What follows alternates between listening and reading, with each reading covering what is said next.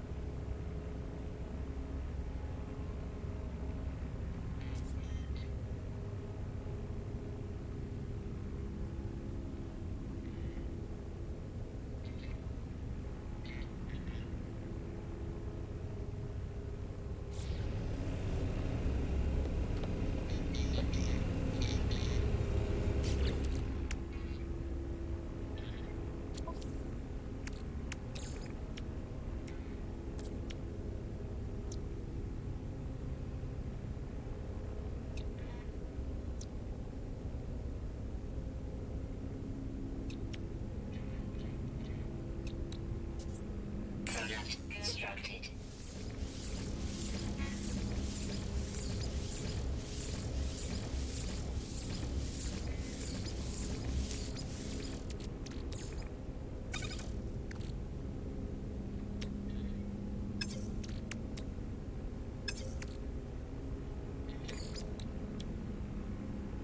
Product constructed.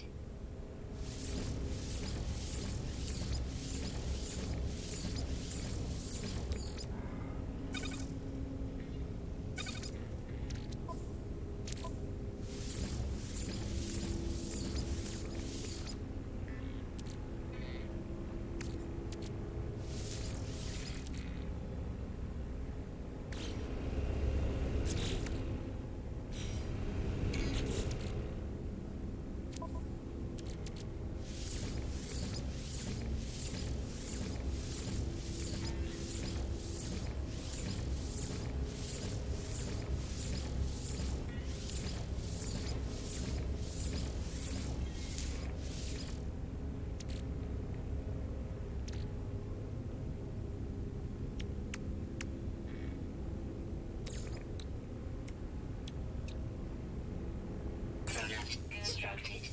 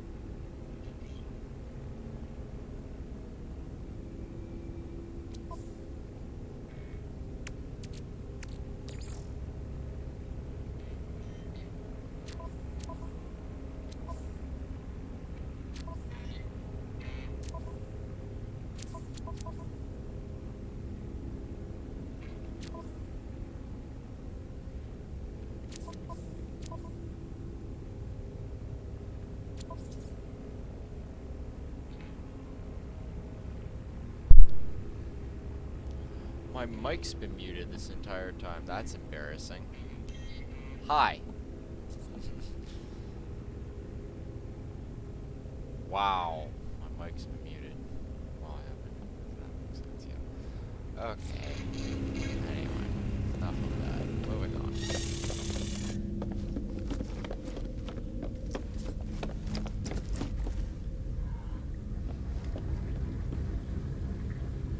How is everyone tonight?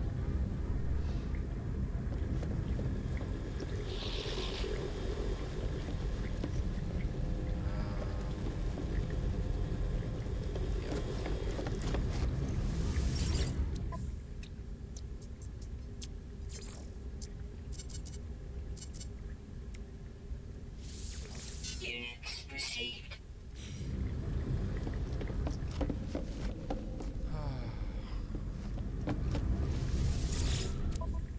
Don't suppose.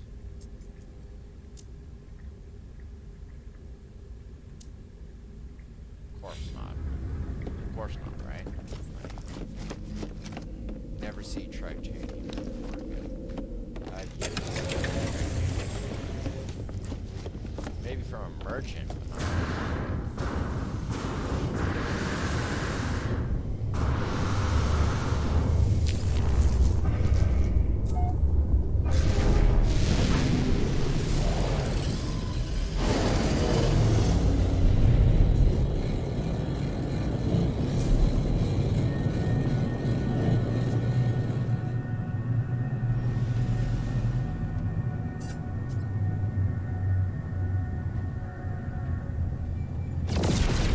check in with the anomalies, see if our Quicksilver's flipped over yet. Get me a little bit more Quicksilver so that we can buy stuff from the Quicksilver vendor to make more nonsense. Warning. I have Threat will. detected.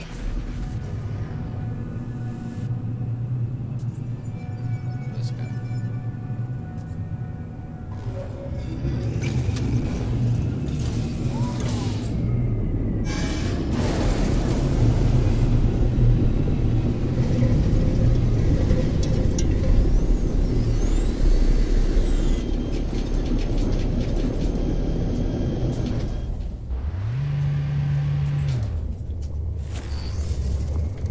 What's up?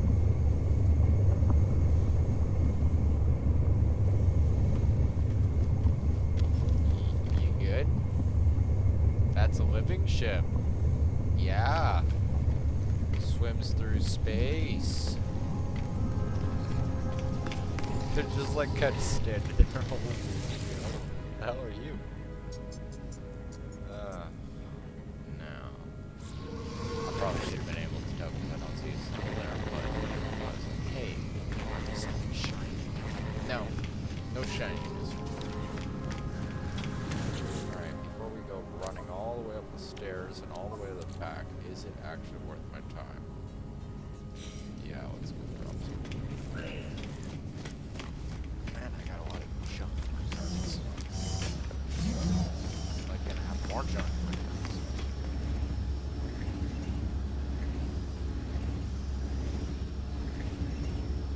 Oh yeah?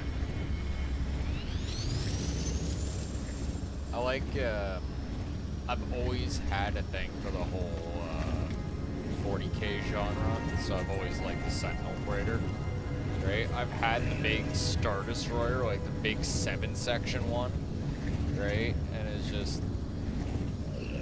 the damn thing kept making everything night. I'd bring it into orbit above a planet, and it's like, everything's night. Pretty sure that's an accidental invite right there. Happens all the time. People go running up to go and activate the thing. They accidentally press on somebody. It's not nefarious or anything like that. It's just coming up like, oh my god, I want to get to this terminal. Oh my god, why is everybody in my way? Get out of my way! Fuck! You're turning a 30-second trip into like a 5-minute trip. Come on, man.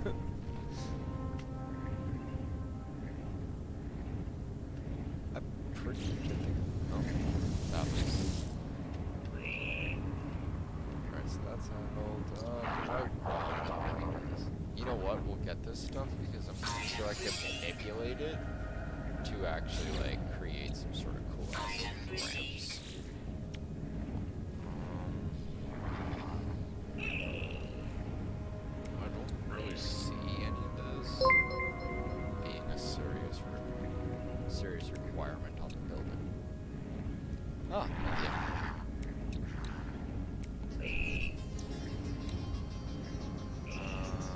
No, we're done. Did I get the power versions of that stuff? I should actually do that for when I do decide to start messing around with buttons and stuff. Touch plates and yada yada yada yada. That's handled. Let's get switches done. Yeah, that's awesome. There, now that's completely done.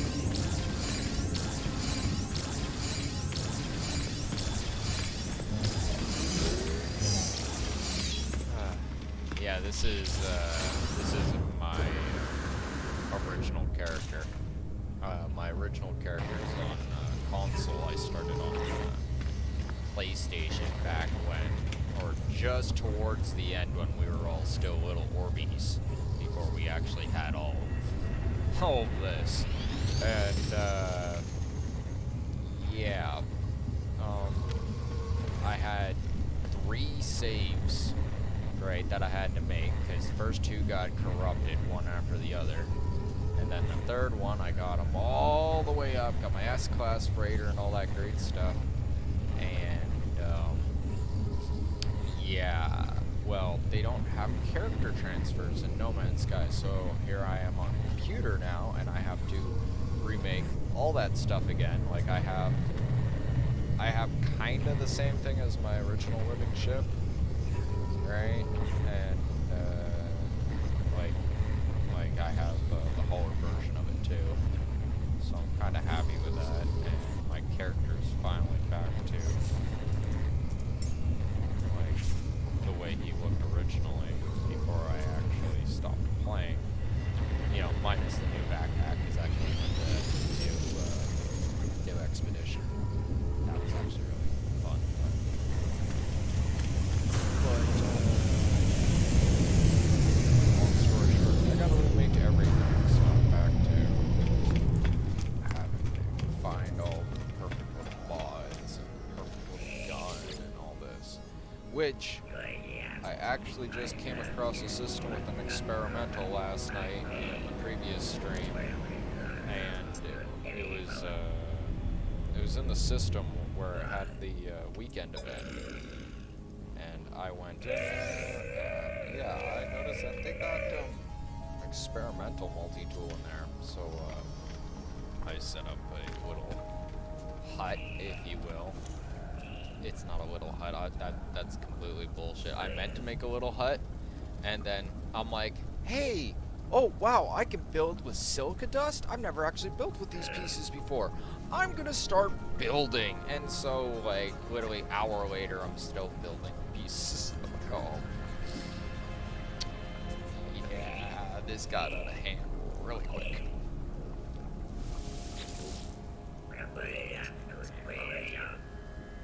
Dude, what happened to your head? It's like, you can't even see it. Like, normally there's like some sort of weird jellyfish. Maybe it's just the angle?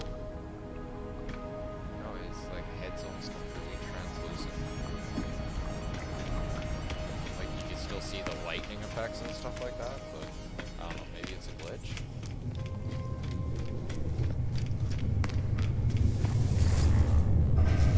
Because my Quicksilver got back after that. Helios isn't given the weekly thing yet. There's really no purpose to being in there unless, you know,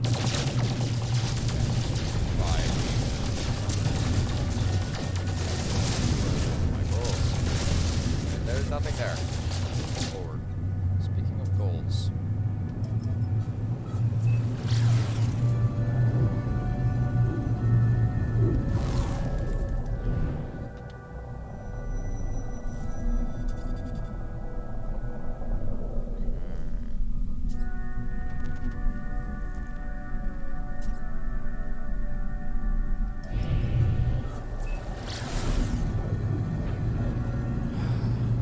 every 20 seconds.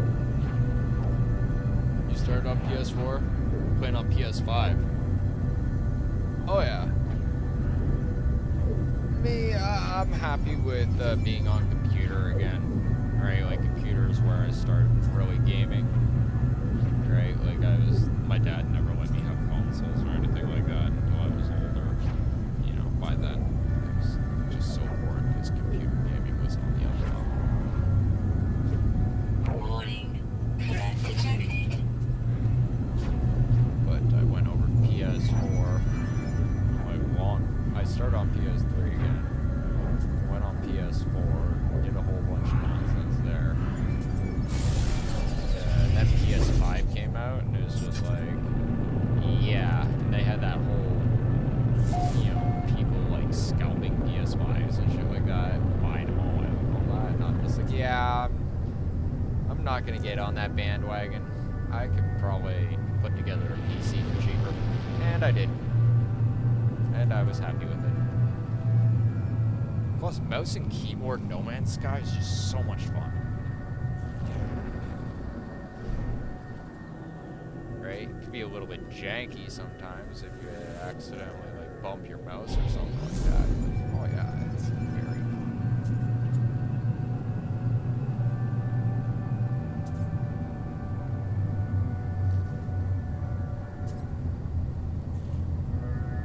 I didn't get anything as far as pings. Alright, let's jump back. We'll give it we'll go pulse between the two planets. Maybe once, twice more. And we don't get any melody eggs, we'll just say the hell of it. That guy's just like, what the hell's that? You just like sit by him and he's just like, bye!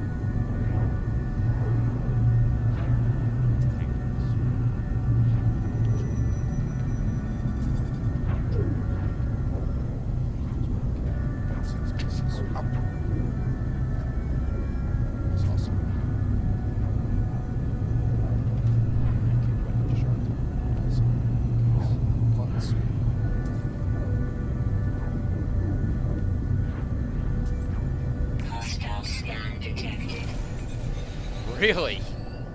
That didn't work out very well, now did it? I didn't hear a single ping. Okay, we'll try something else.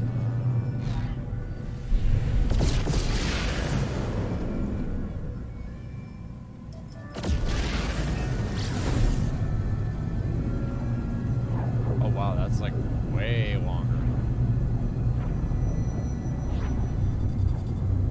Come on, guys. Give me that melody eggs.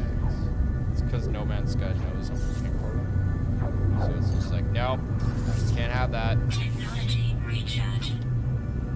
Like it knows that I know that it knows that I know how to find them.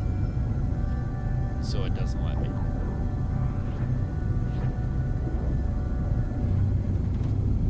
Like complete singing frog crap right here.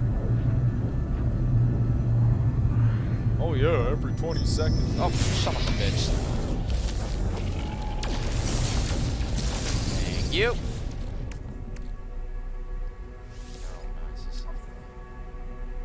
We already got, like, this will be the third one. Oh, no.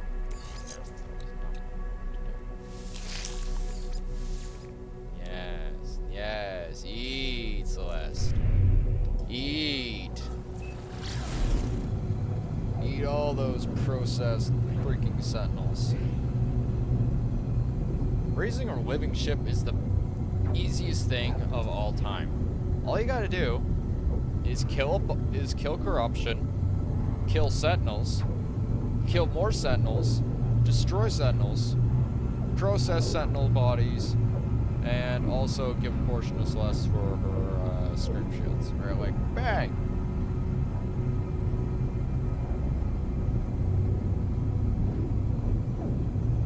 Like with regular ships, it's all like, I gotta kill everywhere, or I gotta go find like those perfect S-class mods. Oh, life is hard. And I know it is actually really hard, I'm not fucking around. But, like legit ships, like once you figure out how to start raising them, so easy. yeah, they don't have scanners, but that can easily be compensated with the, you know, extra scanner ship that's on the side, which most people generally have by the time they get a hold of a living ship. So if you truly are, oh my god, afraid of what you're going to come in contact with in the next system with, by the by, once you have a living ship, that shit don't matter.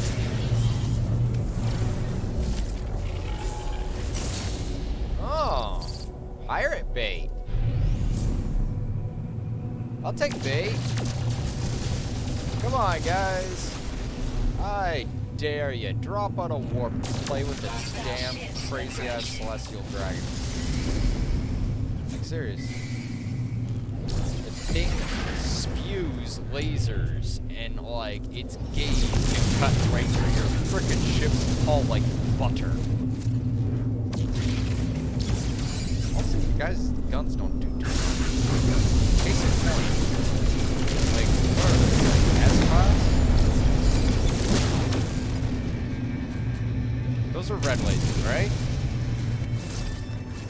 Those are definitely red.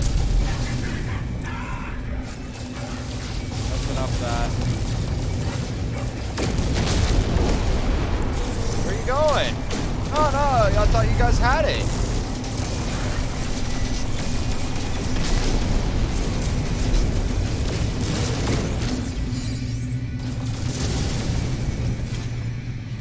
Space whaling.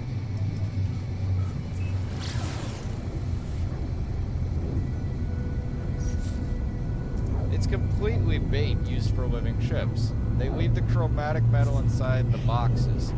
The living ships literally need chromatic metal to jump between stars. So you have a living ship, or say a pod of living ships, I guess in lore would come up and start munching on all the chromatic metal, then all the pirates drop out of warp, gut the living ships, and sell all the parts, which is basically a whole bunch of biomechanical stuff. It's very, very vague on the actual lore behind living ships, but that's what I would imagine is actually happening. Because, honestly, chromatic metal ain't worth that much in the grand scheme of things. It's like, oh wow, a handful of chromatic metal, what is that? A couple hundred units? If that. But for a living ship, well, that's everything.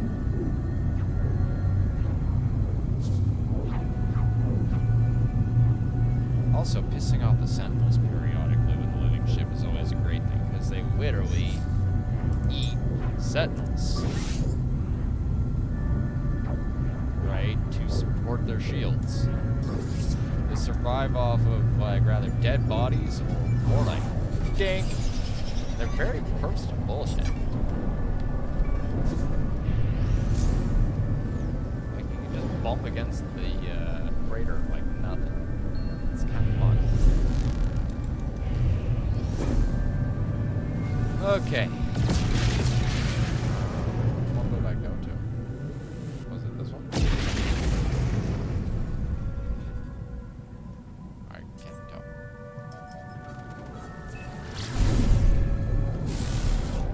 There's one thing I don't like about living ships. Their lack of sensors is very annoying. Like, even with a regular ship, it almost seems you look at any other planet and it's just like, bink, there you go, right? With a living ship, it's like its eyes have to focus or something for a moment to actually say, okay, yeah, that's a planet. This is what the planet is. And this is what I see.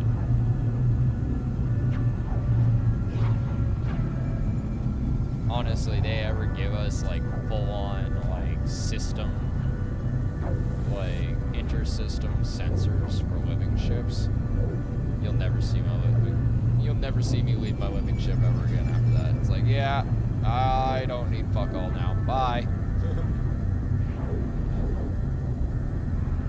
Wow, seriously? Come on. This is the last pulse, I promise, because this is starting to grate on me.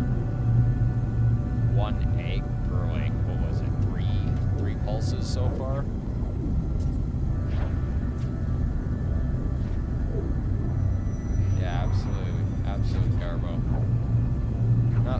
literally telling us to go do something else. Let us go do something else. Let us do something else. Anything else.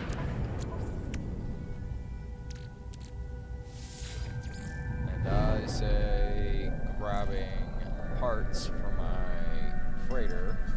Even though they are not the best parts right now, they are still good parts for where we are right now. They're better than the current parts. Recharge.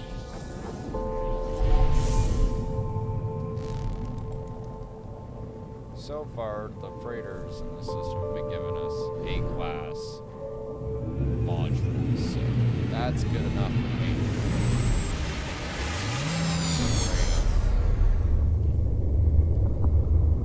Get the oh shit cry in the corner frickin' food ready. Just in case something manages to actually jump out at me for once, that actually scares the fuck out of me. Considering how many times I've gone into these freighters and been unimpressed, I'm pretty much just gonna try to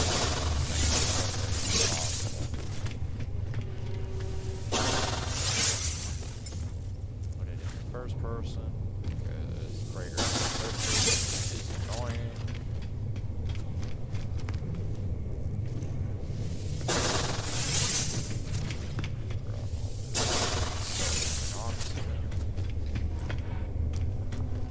Make sure the can of braid is equipped. Can of braid is not equipped. Can of braid is now equipped. Throw away all the space bugs.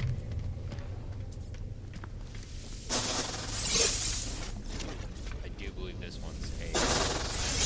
Being AI, so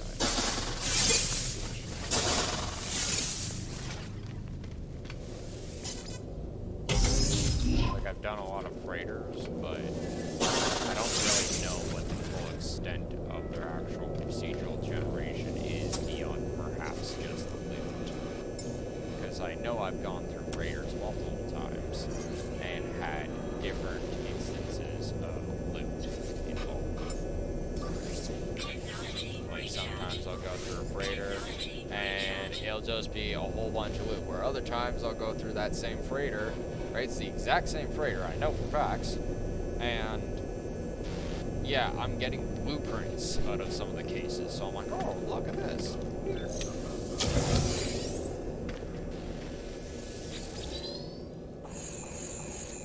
And I'm one of them guys that plays Fallout 4, like, you know, like where, like, I'm grabbing everything not nailed down, so trust me. I know I got all the crates. It's not as if I missed a crate or something ridiculous like that. Not saying that can't happen, I'm just saying the probability of missing something when I have a pulse scanner that highlights everything in the room is, yeah, it is not. Especially when you do that, right? Like, hi, everything is right here.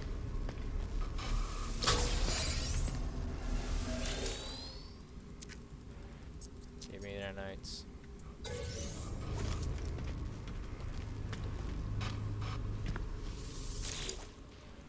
I know for a fact that nothing in this first room, everything is like in the next few rooms.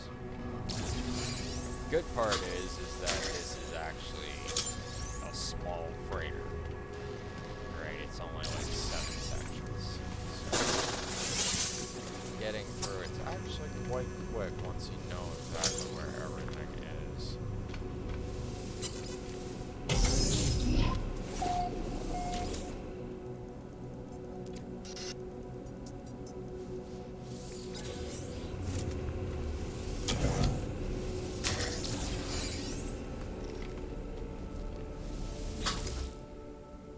See, I didn't get that last time.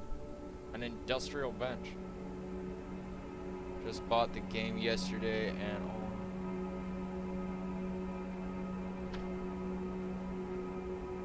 oh yeah, this game is great. You like take it from me. Yeah. This is something that you start playing it and no matter how many times you find something else to play, no matter how many new games come out, you always end up coming back here.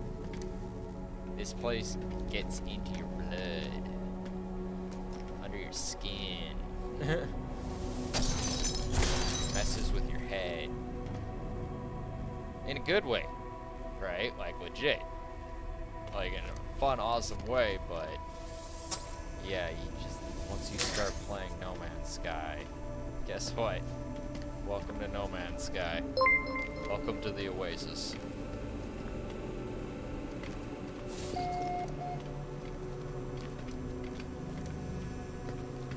Like this game never ever truly, like, as far as like I myself goes, you could see me stop playing this game for a year, and then suddenly somebody will whisper a little something in my ear, and I'll be like,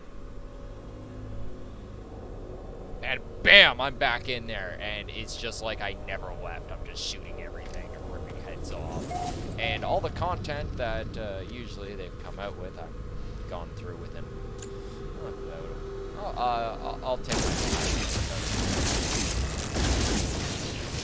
Honestly, though, if I was actually going wholesale, like, not giving a fuck, I could probably get it done. Like, if I truly wanted to get back to where I was, yeah, I could get a hold of all the systems where I got all the stuff.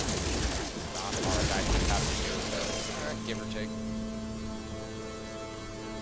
3 days worth of research. Straight. My new follower overlay? Yeah, I'm new to streaming, so my my knowledge and actual capabilities are kind of messed up right now. So if my overlays are not working correctly, I apologize.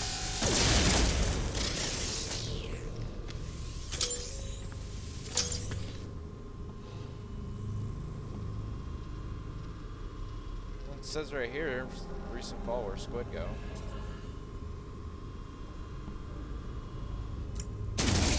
At least on my screen. It's a new one. Did I miss something? Yeah. I is noob, I sorry.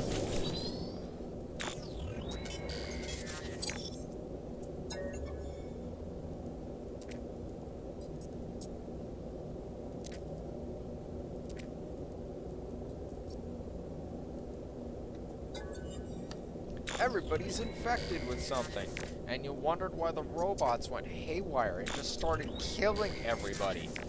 Was it because the robots went, air quotes, rogue AI, or were the robots literally just programmed to kill everything with any xenobiological traces in their bloodstream?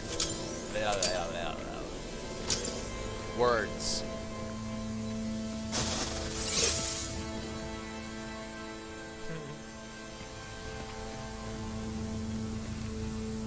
Think that little orb that's floating around in the bridge of almost every freighter is a combat drone. Like, it's an omni-purpose drone, but yeah, that thing at any time could be like, you know, that bridge commander could be like, check this fool. That thing be like, zap, just start shooting the crap out of them.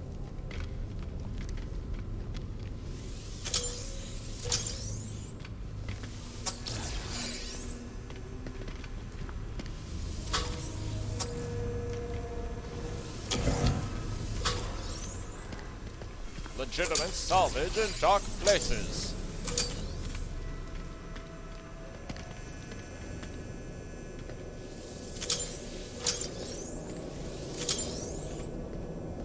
I don't really know so much if it's actually legitimate. In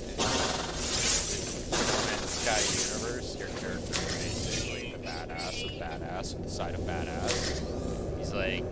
He's like Doom Guy, Master Chief, and all that shit rolled into one.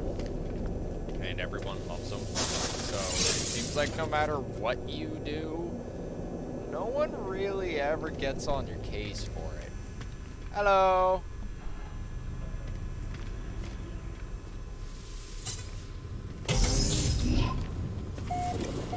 Ah!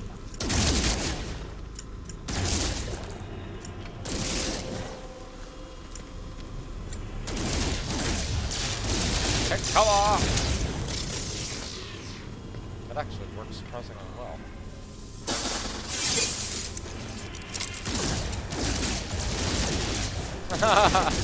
You are no match for hardened surfaces.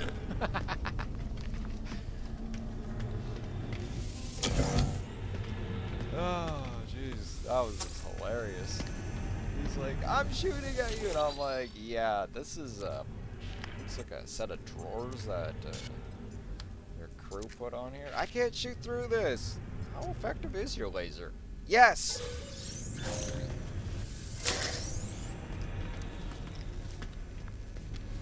Always gotta like keep an eye on the corners, because what'll happen is like you'll see one of the little orb guys, and they'll literally nestle themselves, bang, right in that spot, right?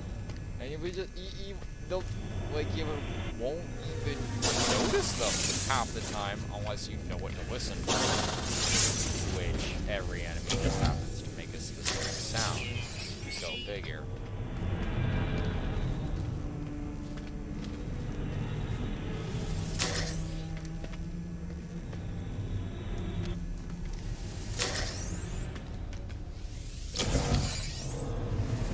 I got a hyperdrive module. Yoink. We'll take that.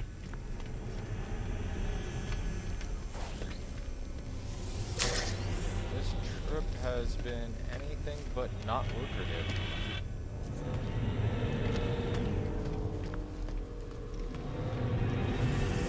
Protection falling. No, Hal. Thermal protection is not falling. You're malfunctioning. Recharge. See, that's a battery. Technology recharge. Technology recharge. Find the best way of dealing with these guys is just go right. It's a bit loud, but before they can even react, just like pound like enough rounds and just fall over. Yep, that works.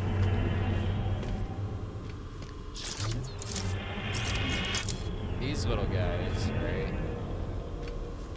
Just set yourself up a force field with a sword and shield thing.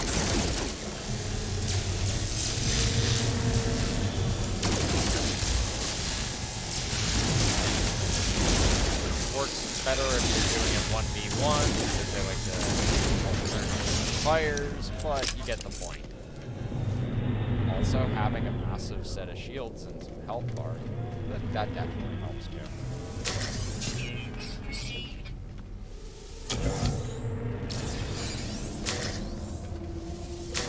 Units received.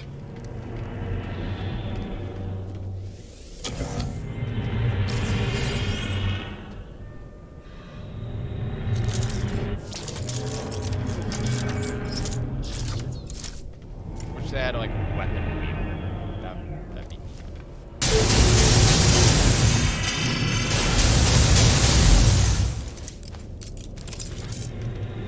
There's the mainframe, teleporter. Check the corner. I don't hear it. Right, like I hear that thing. That thing's loud as hell.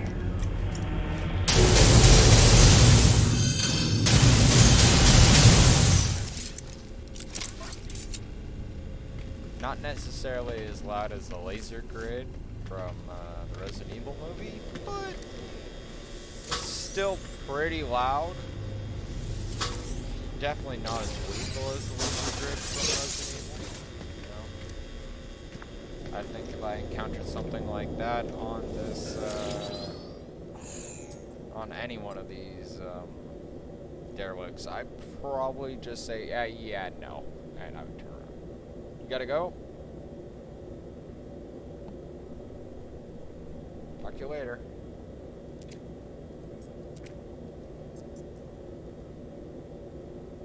Captain is unknown. I don't know what happened to the captain.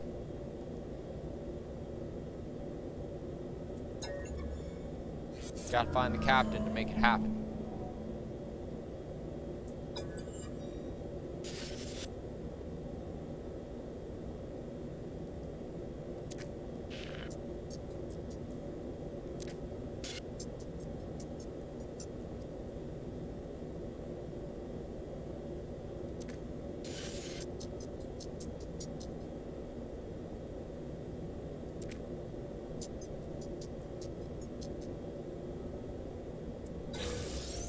Okay, yeah. Viking. Now, if I remember correctly, this is a closet. Haha! You, sir, have locked yourself into a closet!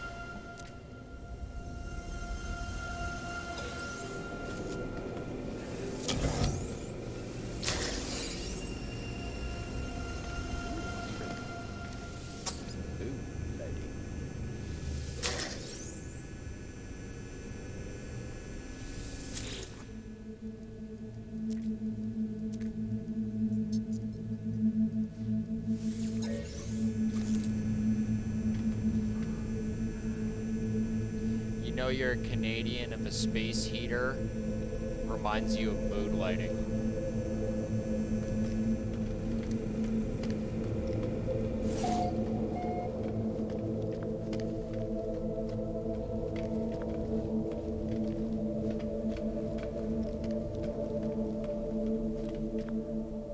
Funny thing is, that's not a joke.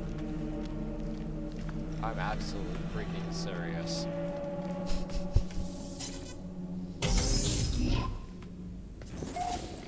Like, it's funny, but, you know, it's only because it's true.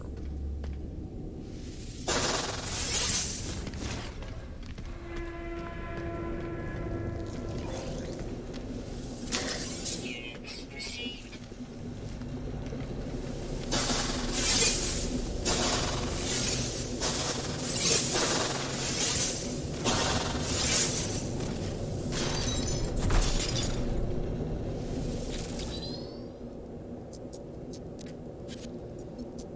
Okay, come on. Give me the nanites. We all want the nanites. Thank you.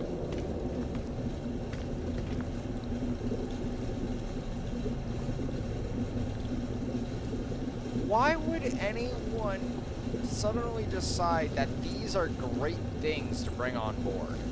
I'm just saying, you know, if it's small, creepy, and has possibly like one eye, right, it's probably not a good thing to have.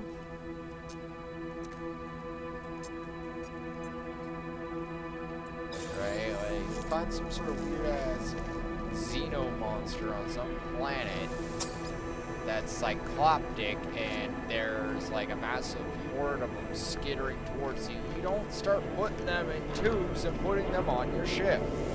That is literally a recipe for a bad day. There's a glitched guy in the wall. Let's get out of here before he actually glitches on me. Starts attacking me through the floor. One of those jellyfish, you can tell by the green spots. Fleet mining unit this time.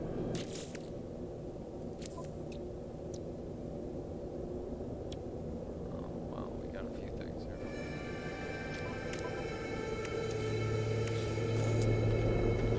Get the hell out first, and then we'll start poking at things.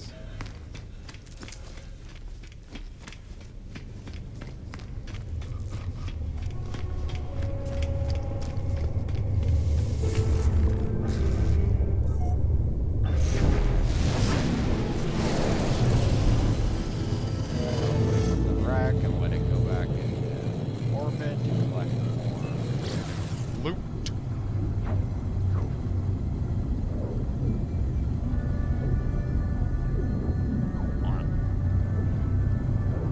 Direct orders from Whale and Utah. Yeah, that's funny because that's also true.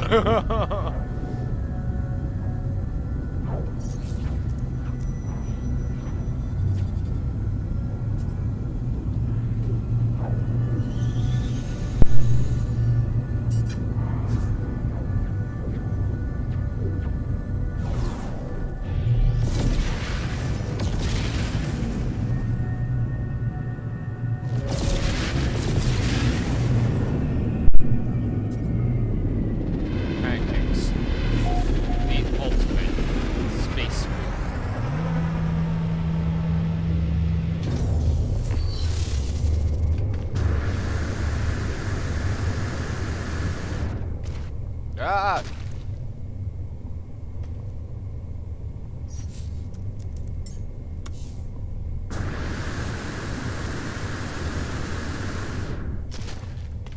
imagine watching that? You're like sitting there, like you're this guy just sitting there, and you just like watch this guy. He comes up with his rocket pack, like he's all badass, right? He's got his wings all spread out. And you're like, hey, that's pretty cool. And then the guy's just like, it just like falls. I'd laugh. I'd definitely laugh.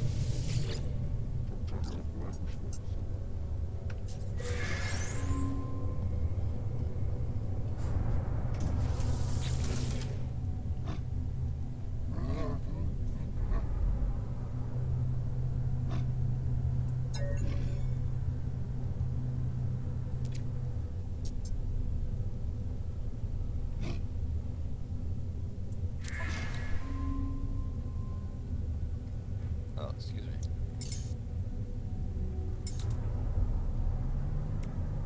Product received.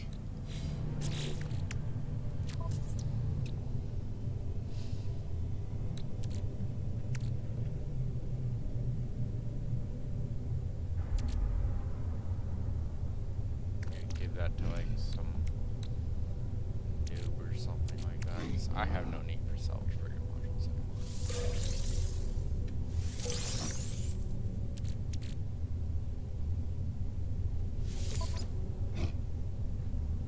Yeah, I don't think that can go on my ship.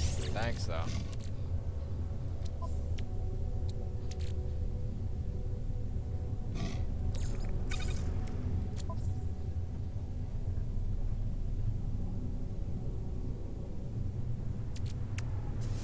That's what I was doing. Hey, it's one of those little drones.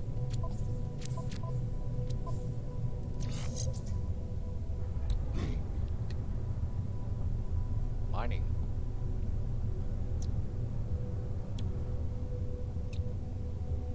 See, I like to find better warp coordinators, because expedition efficiency, yeah. Cheaper fuel costs.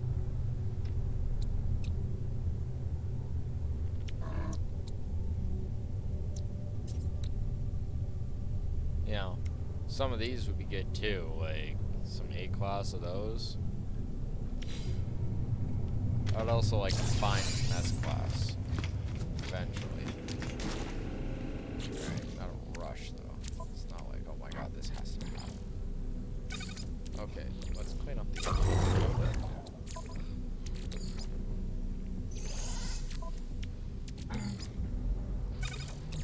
This gets sent to the freighter. This also gets sent to the freighter. This will be sent to the freighter also. That is not sent to the freighter. Freighter. Sell it. Freighter. Freighter. Sell it. Sell it. Sell those two. That's gotta go. Get that out of my inventory. We can condense that.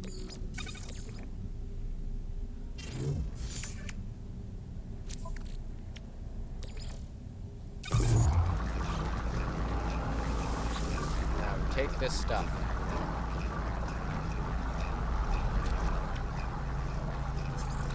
For I am nanite 4, but no longer.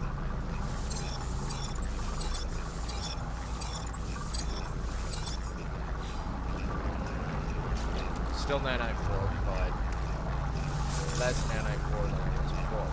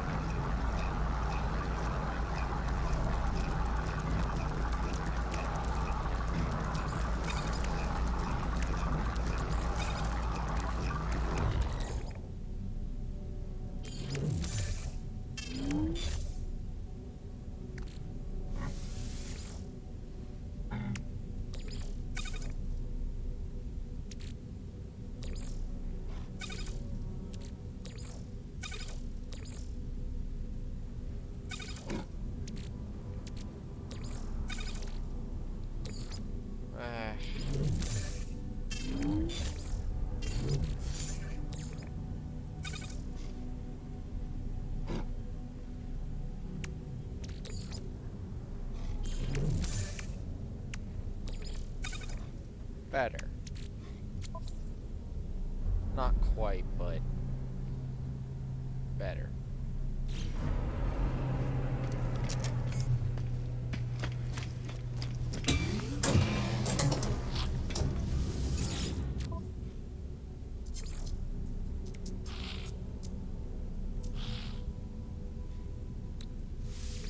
Units received.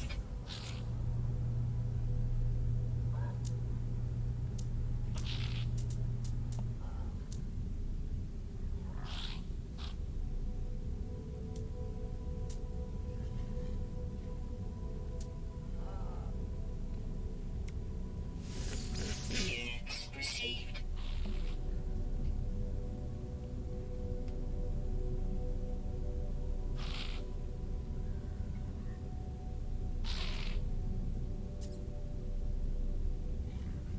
Oh.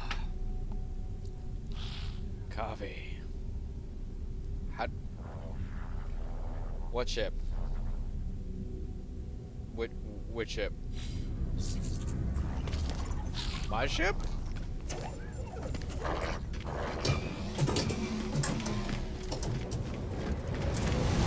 This? Well, let me tell you a story. First, gotta get something called a void egg. Yes. You get a void egg, and then you do, if you've never had a void egg before, you will get a week-long, it's not really a week-long quest, but it's like almost like, what is it, like 3-4 days almost, all together, right? Where you have to go through the initial first hatching of your first void egg. All other void eggs after that are yeah, you know, they're pretty much almost instantaneous. Right? After that, go find basically you just, when it comes time that the egg's ready to hatch, you go to a system, right? And of course, you start pulse driving around. Wow. Coffee going down the wrong hole here, jeez. Hard to drink coffee properly. More coffee to wash other coffee down. There we go. Alright. Anyway, as I was saying. Yes.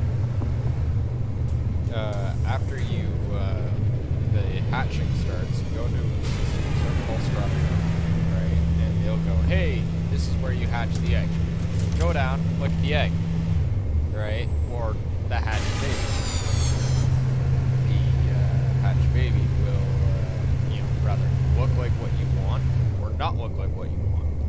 If it doesn't look like the sort of ship that you would want, because every living ship is pretty much different, you know?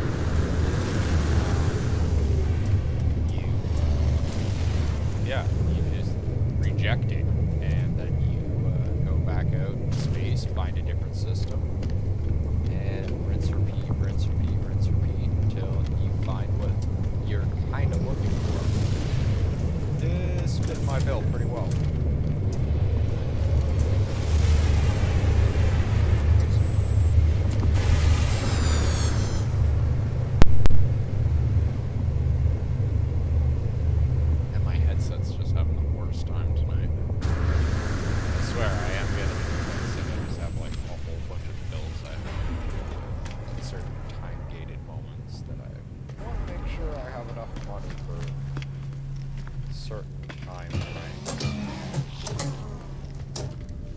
Bills and all that shit.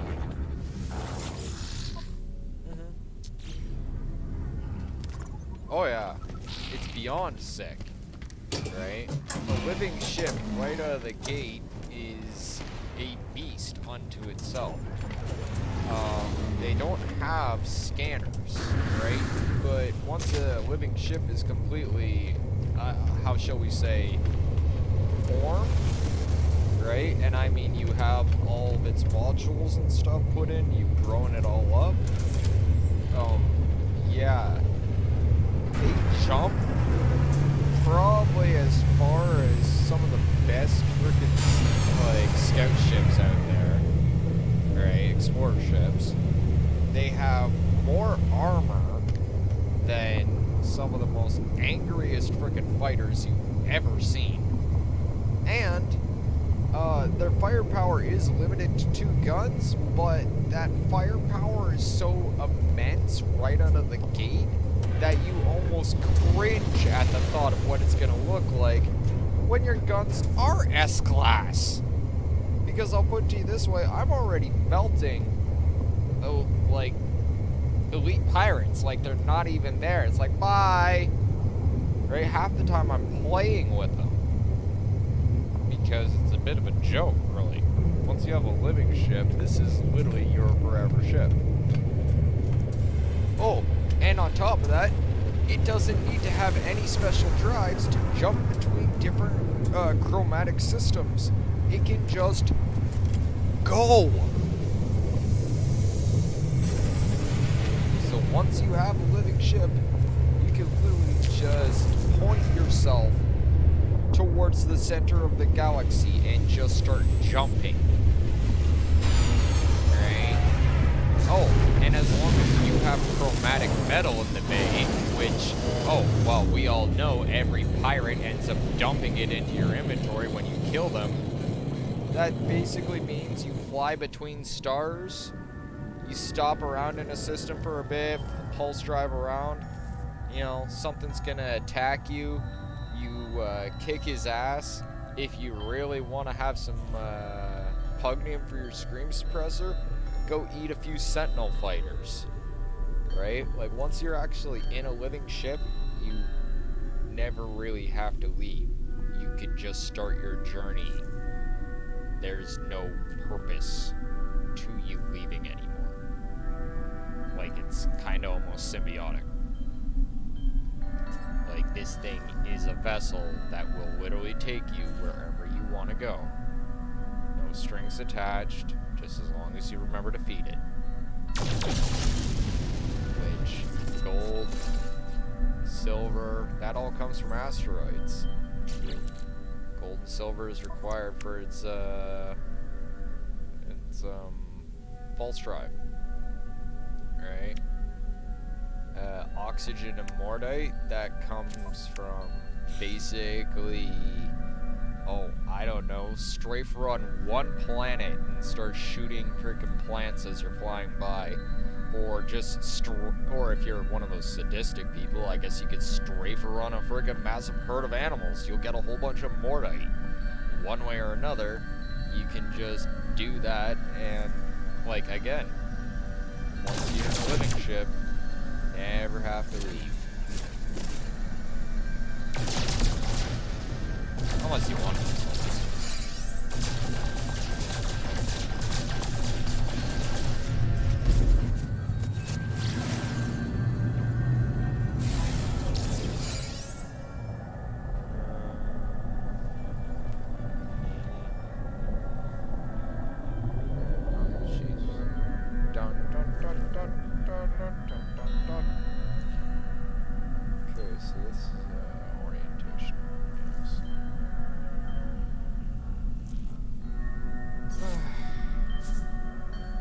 One more freighter. Then I'm getting about ready to start moving to a different... we got 2 more beacons. We're out of anomaly scanners. We should go and pop some asteroids for that. We'll do that afterwards. But I don't want to use both those scanners in this system, right? Because I want to find an S-class. A system with an S-class derelict, and that requires having one more to efficiently search our system. Technically, actually, I should probably just be moving on. Moving on sounds better than mine.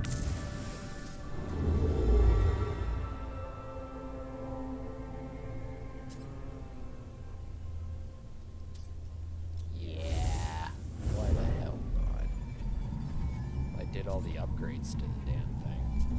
What would be the point of doing all those upgrades if I didn't actually open the damn thing up?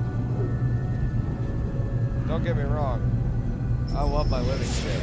Bits. No. I'm not gonna intercept that because I'm not gonna let you freaking waste my emergency broadcaster. Fuck off.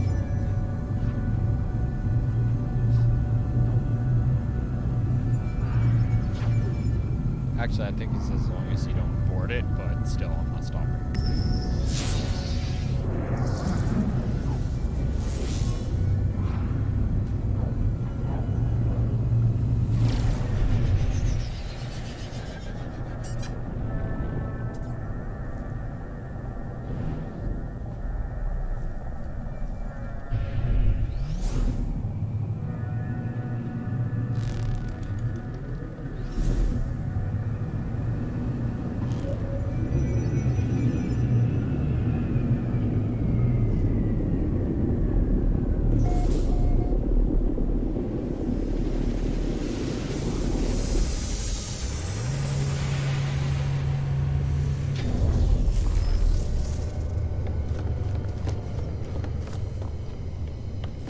Too bad you can just like turn it off.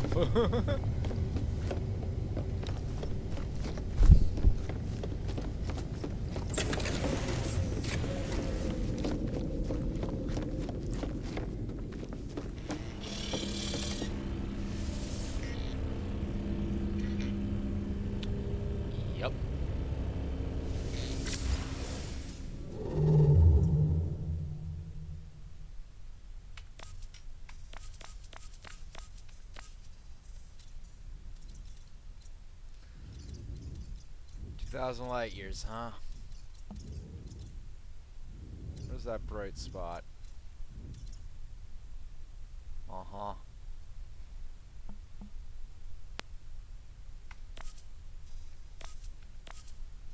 There we go. Much better.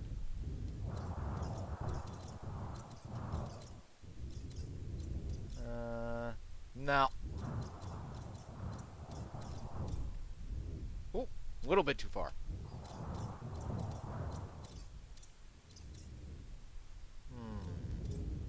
What is it, like 22? 2230, I do believe it was. Yep. If we're gonna do this proper, we should. Whoa. Camera lock up. Yeah. Alright, let's go turn on the high-end sensors.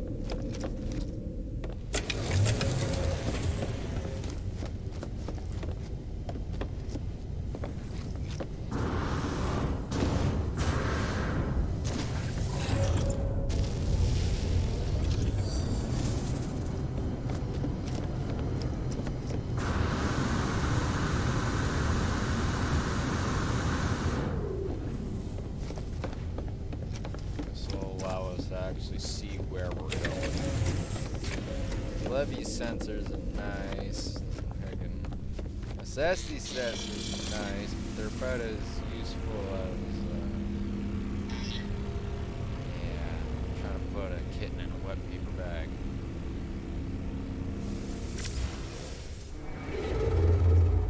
However, the swordfish's sensors are more than capable of acting as our eyes. So we'll look for the bright spot and bang, let's do this.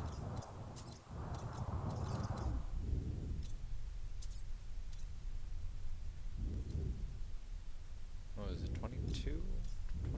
2230, yeah. That's 2238. 2254. 2215. Come on. You know what? It's uninhabited, but I'll leapfrog it.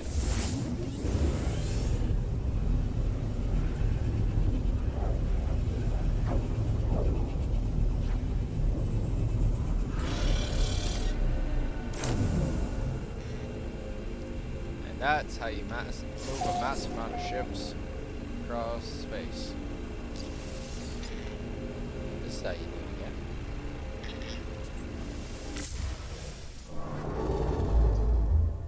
Places to go, people to be.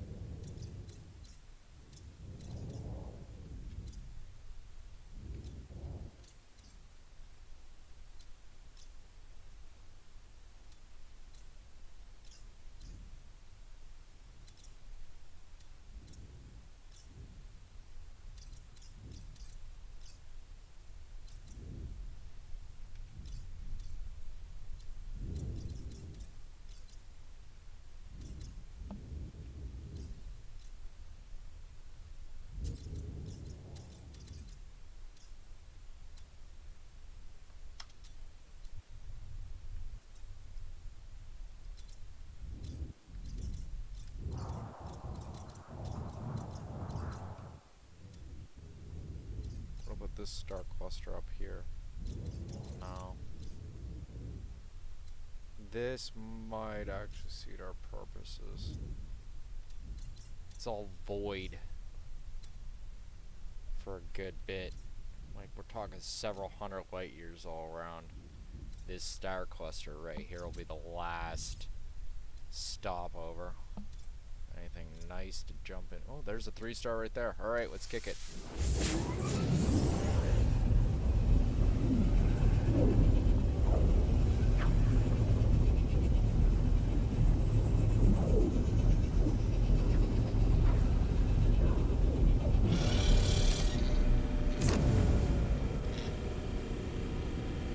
Probably go and find a black hole and see if we can make this trip a little bit shorter.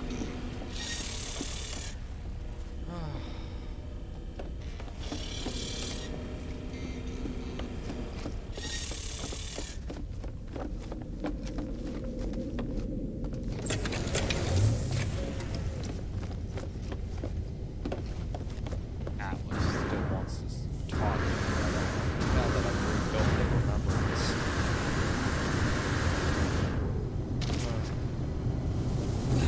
Let's take a look at the system. Let's take a look at the star systems.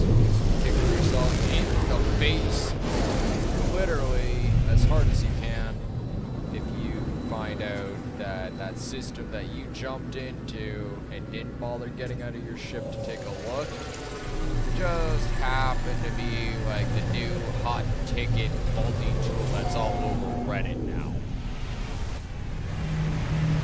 Always. Check your stations. Which they might have some great modules, you know. Everybody wants modules. I want modules. Your friends want modules, right? Have modules for your friends. Always puts a smile on your friend's face, like, you know, buddy, he come into No Man's Sky, he don't know shit, he's trying as hard as he can, you know, but RNGs is just not giving him a break, and then you just come along and you just drop a whole bunch of S-class mods right into his pocket, and you be like, there you go, buddy. Yeah, they love that.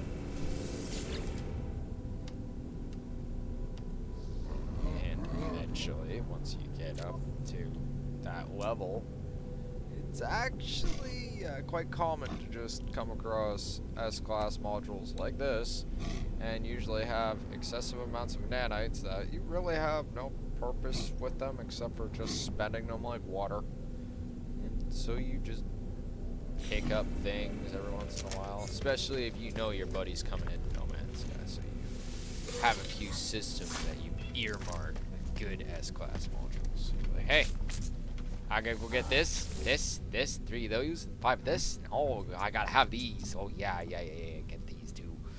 And you just start handing them off to him, and he's just in there like, ah! Because you just gave him more freaking firepower and armor than half of the noobs freaking on that side of the planet. That side of the galaxy, for that matter. I do believe I do need another. Okay, yeah, I need another S-class rad mod, so we will definitely buy that.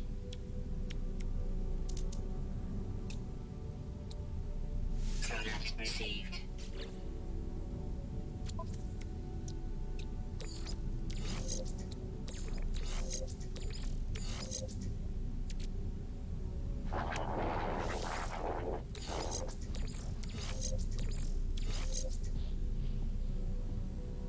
Still need a third thermal. Oh boy.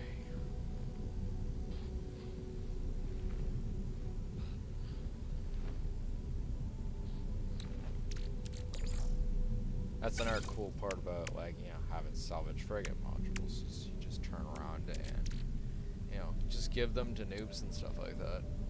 Right? Because there are a lot of noobs out there that don't have. And RNGesus is a wanger. And so you help out the noob.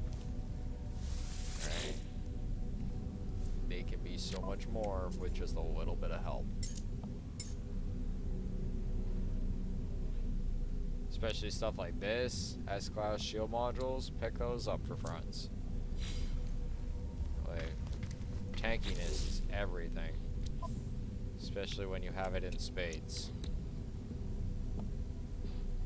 Alright. Also, a few of these,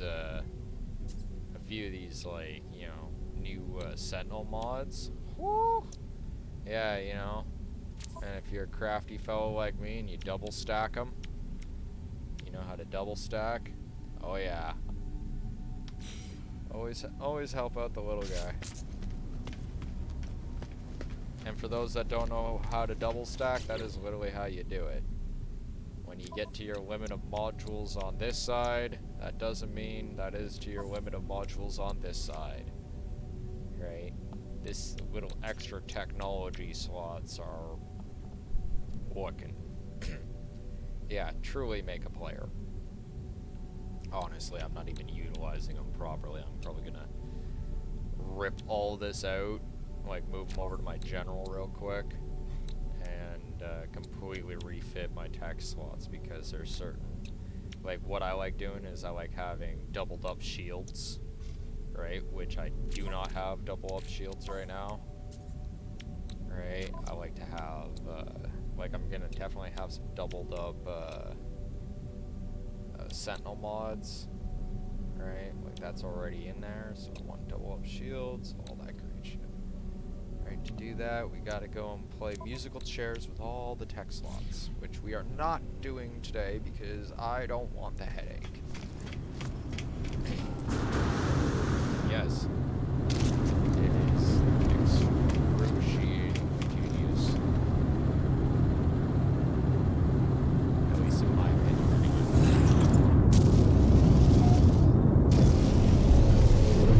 What time is it? 9? Almost got my Quicksilver mission in yet. Anomaly. Leave the living ships in the freighter, let them rest. Take the swordfish in. Cowboy Bebop style. I don't have no belt peppers or beef right now, but, you know, we can go with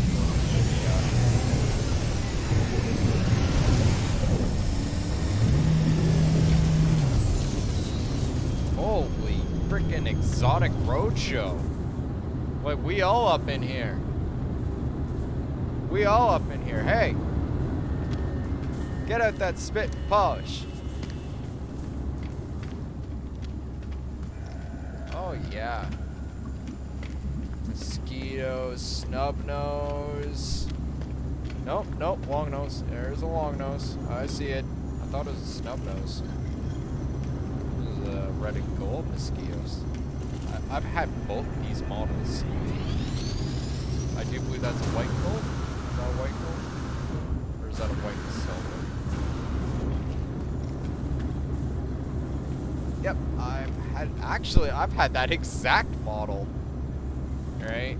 I ended up looking for a mosquito and ended up getting the two thruster back, and I was just like, oh, great. And then my buddies ended up telling me that I could get a white gold version that looked like this red and gold one.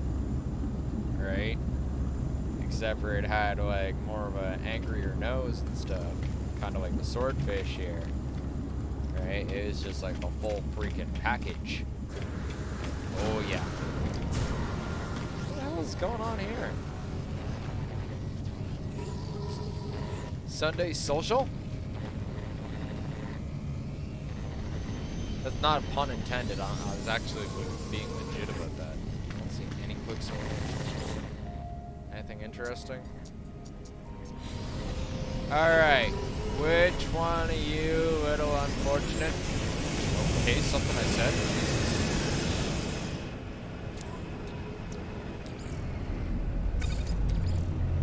Here. Eeny, meeny, you. Happiness. Happiness and smiles. Smiles for all.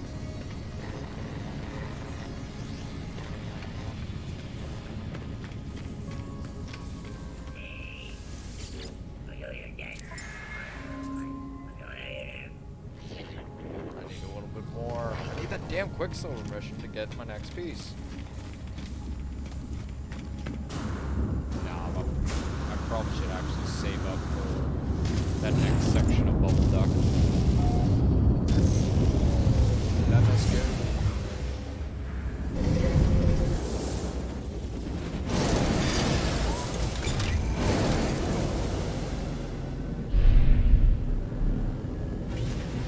Now, when I was in the system, I didn't see any ship. What do we got here?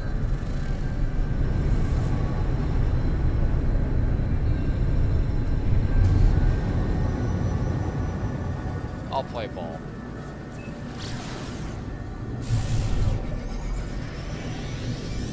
You know how you get that way? Huh?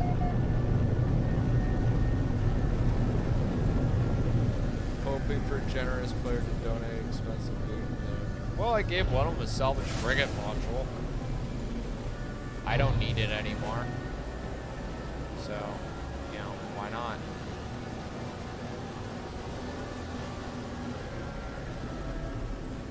Yep, that's what I was smelling. I didn't see very much of fuck all with a side of fuck all inside the station. There's nothing. Nada, zip, zilch, nine, yet, nothing. Zip. So it got me thinking. I says to myself, I says, what about the planet? And then I turn around, right? And once upon a time, a fair chunk of my friends and all that, I myself, we all like searched for a lot of places with S-class multi-tools and stuff like that. You know, call them like Reddit scavenger hunts, if you will. And a lot of times, this is just something I noticed, kind of weird. You always find them on weird-ass deserty planets with a lot of these damn, you know, minor settlements.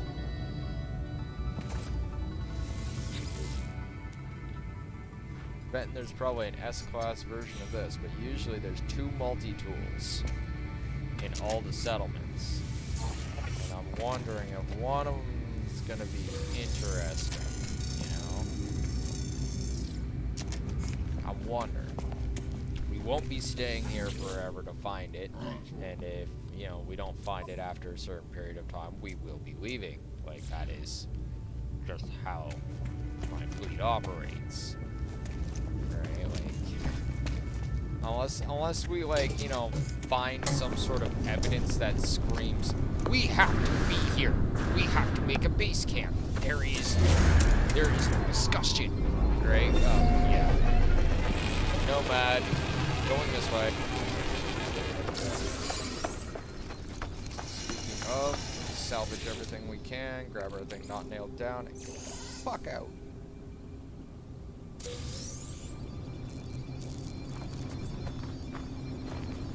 Seriously, only 39 nanites? Probably more nanites inside the buildings.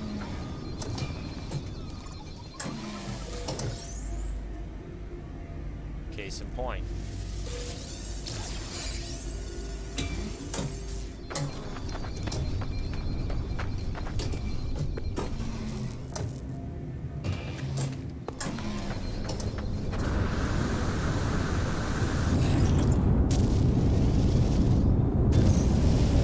Ooh, skyworms. I know more than a few people that killed to know where this planet is right now.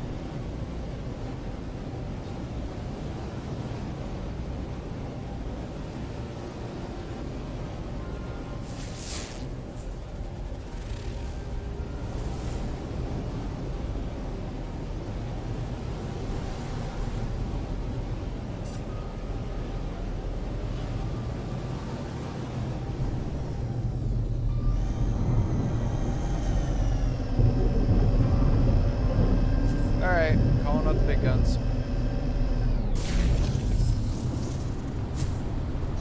Not that big gun.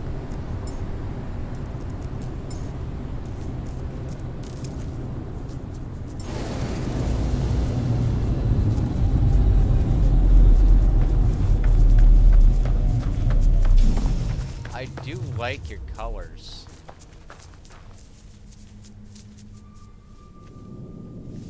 And I do like your wing type.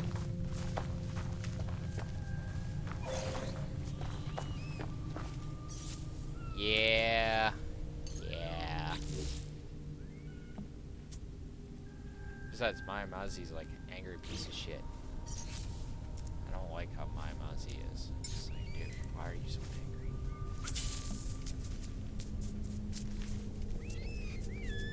Ah, hello, hello, hello. Jeez.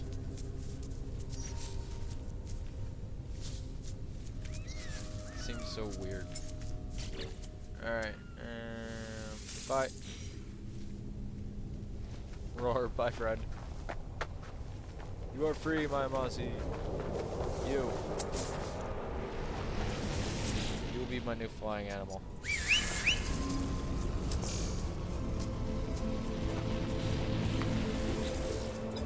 Pet, pet, pet. And one piece of food for you. I love your coloration. Beautiful. And the wingspan. Very appropriate. I don't think you could actually support a being of my size, but you know what? It's a video game and you're an alien creature that no one actually knows anything about. So. Alright. Now that that's set up. Oh, look at you flexing your wings. I don't think they'll ever get rid of this glitch just because it literally looks like the living ship is just flexing its wings.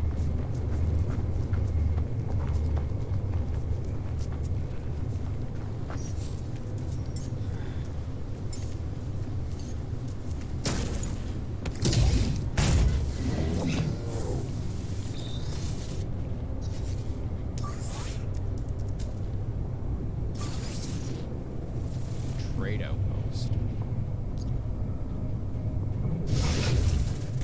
We're gonna have to pull out the other stuff.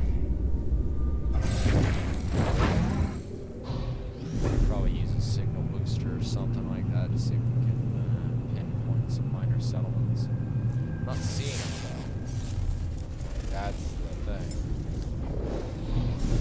Maybe fly around in third person a little bit so we get a wider bit of the landscape. But usually you can kind of see a settlement, especially in terrain like this. Like, as long as you're not moving fast, right? Like, if you're zipping over the hills like this goddamn scene out of frickin' Star Wars, then yeah, you ain't gonna see shit. But if you're actually going, you know, as fast as I was just previously going over the hill back there, or where we're going right now, you start seeing things, kind of like that salvage down there, or that depot that was on the hill way back. Right? Which is another great way of finding settlements. Even the ping scanner won't necessarily pick it up. But using the ping scanner will actually refresh the server and all the notifications of, hey, this is supposed to be here, this is supposed to be here, this spawns here, and that spawns there.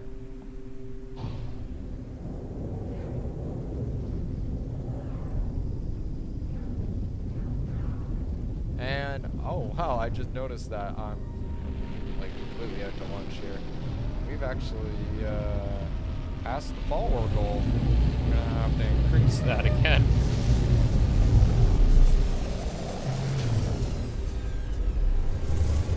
Now what to do for in celebration of increasing the follower goal? Thoughts?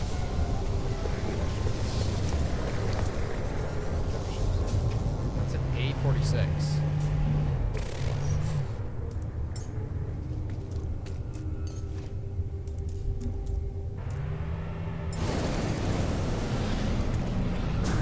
Swift.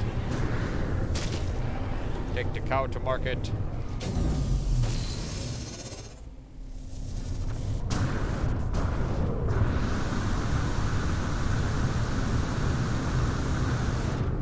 Yeah, I want that fuel hauler. Give me it. Just because it's better than what I have. Do you have anything neat? No? Thought I'd ask.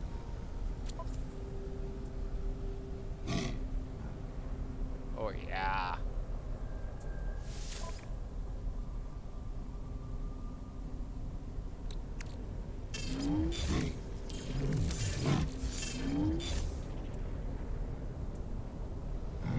$89? I don't know, that sounds a bit expensive.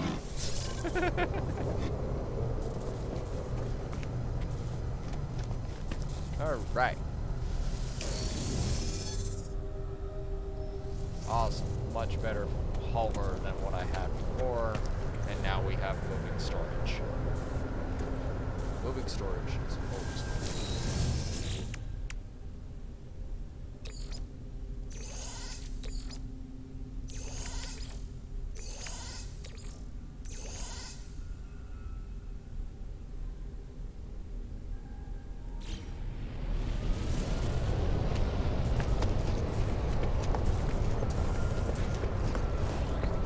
Watch that ship be like some S-Class crap.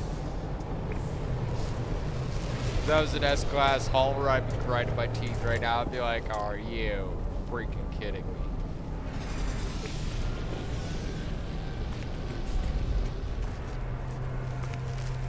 We are also here by no accident either. I'm trying to see if there's any actual exotic ship in the system that, like, there obviously is, because every 3-star that I know of has an exotic ship show up. But I'm just kind of wondering where the hell it is.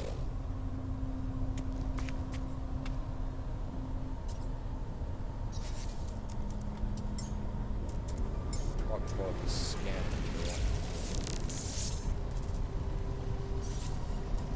And probably refill my Technology recharge. Technology heat shield. recharge.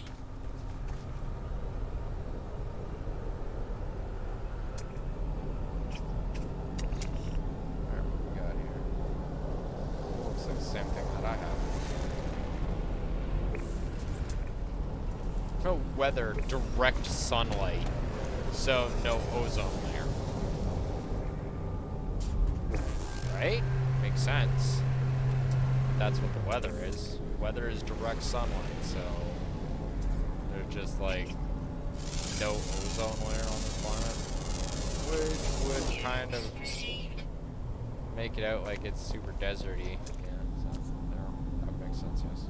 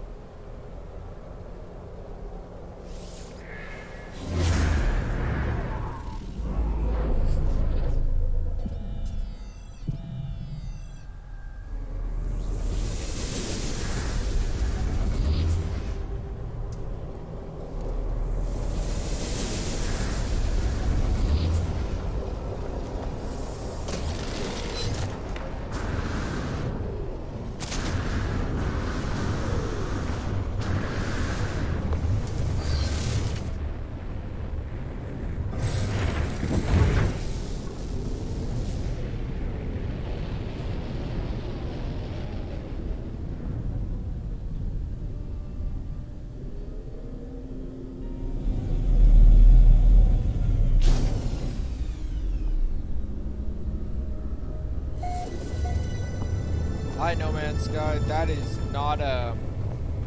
That's not a beacon marker. That's... Okay. Moving on.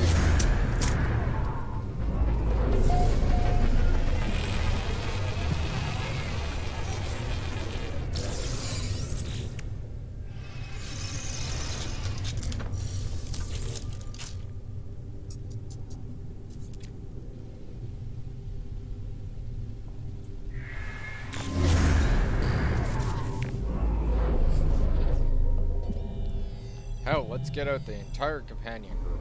Why not? Sitting here trudging around on a damn planet, might as well get out the entire RPG party. Let's see here. We got Valiant Space Hero, so we got the Crazy Living Ship. Let's get in here. We got, let's get the drone companion going. Call in. Of course, the trusty mech companion. Pretty sure he's actually yeah, now it's I remembered to switch him on. Alright. And of course, what type of space adventure would be a space adventure without Frank?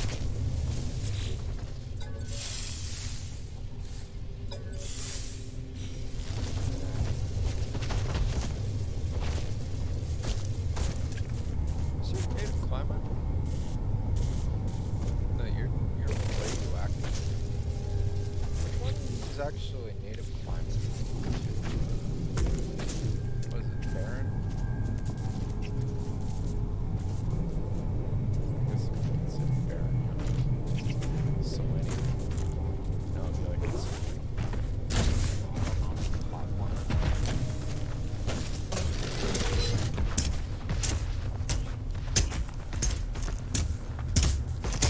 Okay. Did it mark off the place? Did I see someplace?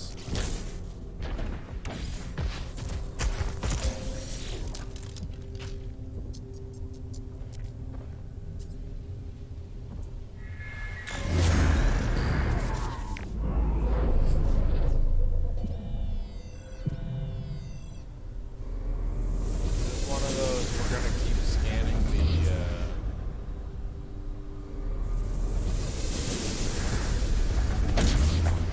please don't tell me that's enraged.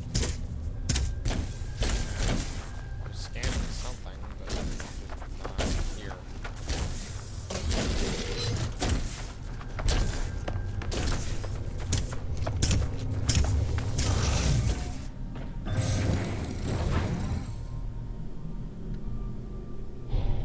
Nope. Not what we're looking for, but may assist us in finding.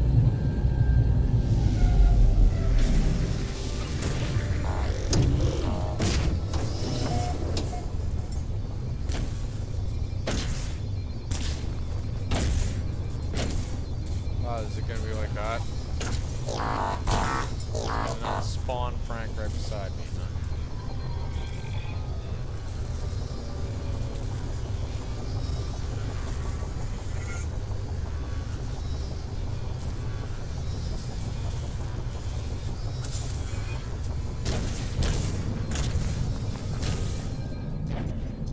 Wait.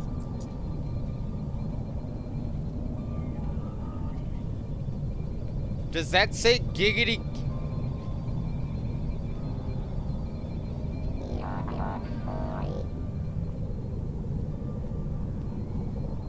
No, it's like some sort of weird alien version giggity giggity right there. I'm pretty damn sure. I'm renaming this guy Quagmire later. This is happening.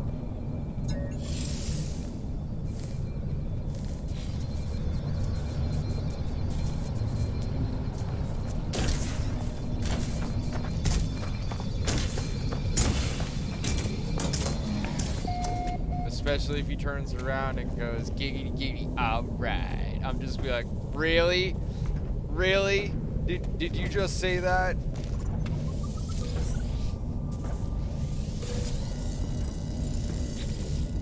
We got alien quagmire.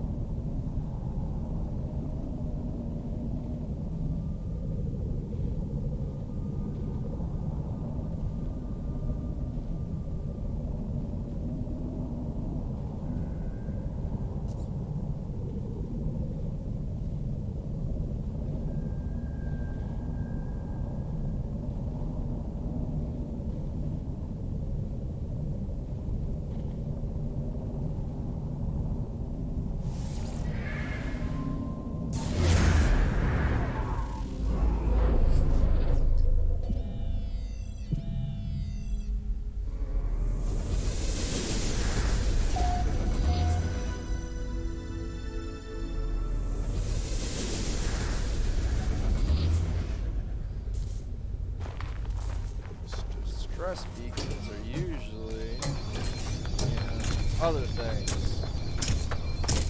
Like one time, we found a crater right beside like this massive one of those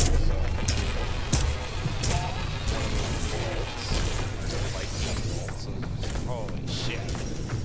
Like it was just like one big backdrop beside another big backdrop. It's just like, wow.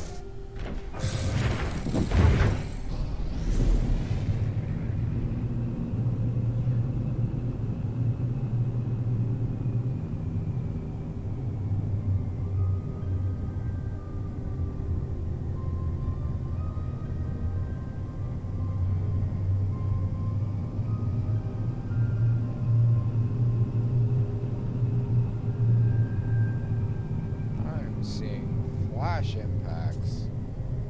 Not seeing this streaking through the atmosphere, but definitely a couple flash impacts would indicate meteor falls?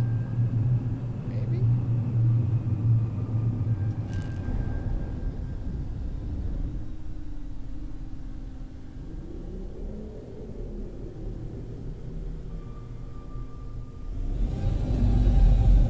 Be a lot easier to do this on the light side of the planet, but I could still take out base and structures. Not that dark.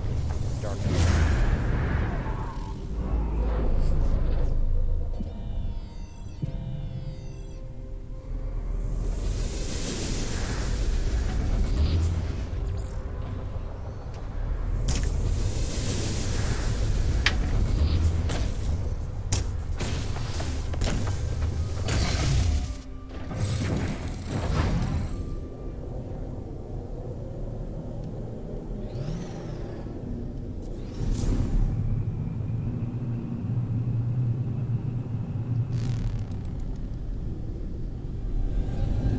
Yep.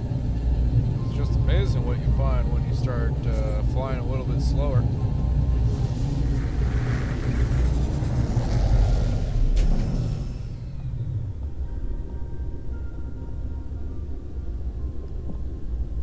I don't think you need to have them, J-Rex. I'm not 100% on that. They might have changed something since the last time I did it, but usually I just have the Atlas missions done by the time I get a living ship. Yeah.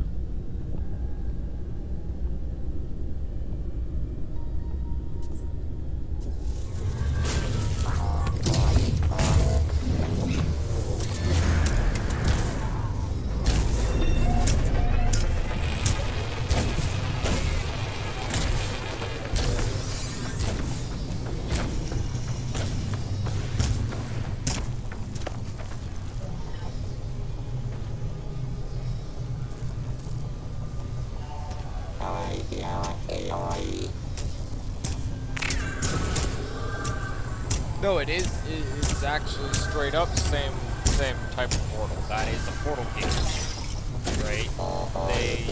They send you to a portal. Yet I do believe with that one they just kind of give you the coordinates to dial in, so you really have no. No wait, yeah, the end portion you need to make. Do you have all the glyphs yet?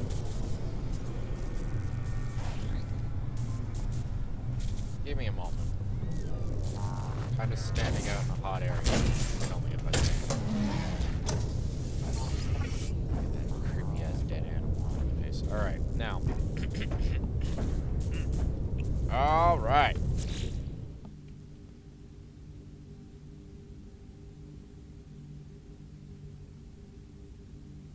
Alright, yeah.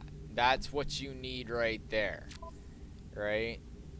Let's see here. Make sure you have all the glyphs, because what's gonna happen, right? Like, I wonder, does that have completed missions? No, it doesn't. It doesn't say completed missions, unfortunately. But, there, excuse me, you need to have all the glyphs, that way you can dial in the portal coordinates that are required to, finish up the final leg of your Void Egg mission. But the easiest way that I know of doing that is rather A, doing the Atlas path. What are glyphs exactly?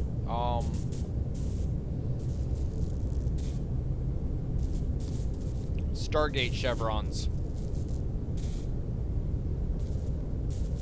Like straight up Stargate chevrons.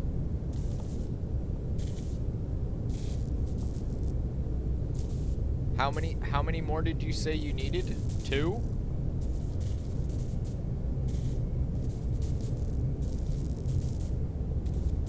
Yeah, you said you needed 2.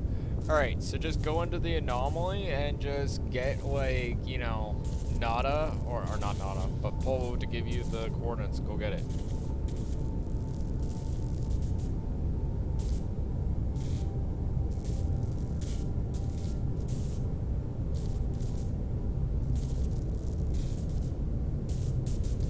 More telemetry.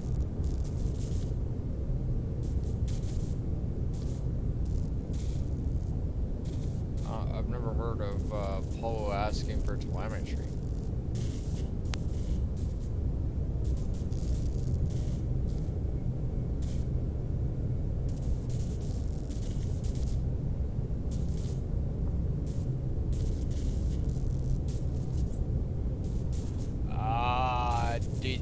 Have you been making the pieces?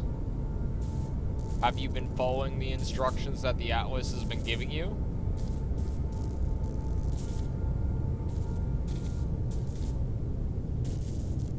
Okay, follow me on this one, because I know exactly what your problem is right here. Alright. This stuff's all relevant. These are what are important. So, first you gotta build this, right? And this leads to all of the rest of these, right? So, what you need to do is look into your craft products and look under curiosity. It's the last one on the end, right? And figure out what portion you are at that and start building them. As you start going through the Atlas path, the Atlas will keep giving you a new one each time, and to the point where you complete it and he gives you something else, right? Which a lot of us people out there that have, for all intents and purposes, done the whole No Man's Sky yada yada yada, we still don't know what it does, so good luck! But, yeah, that's what you need to do, right? And that will help you progress. Like, straight up.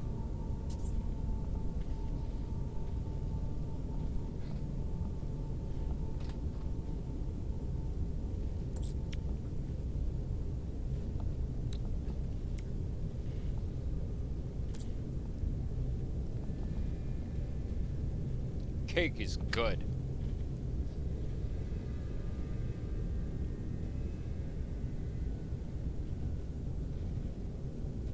Well, there's no actual thing pointing to whether or not you have to do the atlas at the beginning or the end. It's kind of something that you can kind of stumble across and start. So, like for instance, the glyphs, and this is just me, right? If you do the Artemis quest, you're gonna end up getting put on the Atlas path anyway, one way or another, right? You're gonna come in contact with it. But just flying around, you can come in contact with an Atlas station, go inside, and start the Atlas path that way.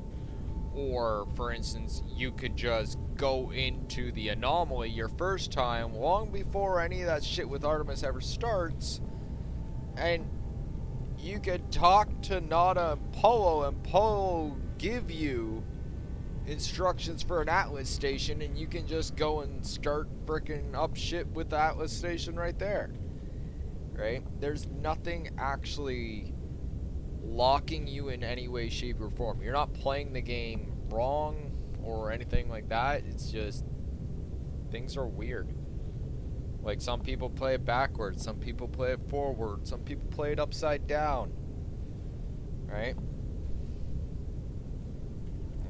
If in a No Man's Sky game, it's kinda whatever happens, happens. Right? Oh yeah. Like, you get used to that after you've been through a few black holes, right? You just kind of get to the point where it's like, No Man's Sky has happened. There's no sense in bitching about it. There's no sense in crying that your base is on the other side of the galaxy. Right? Yep, state pressure. Yeah, now you take it and now you walk in. And that will allow you to... You're actually pretty far in the whole Atlas path. Congratulations. But, yeah, you take that and that should be what you need to go and get shit done. And then you just go find the next portion.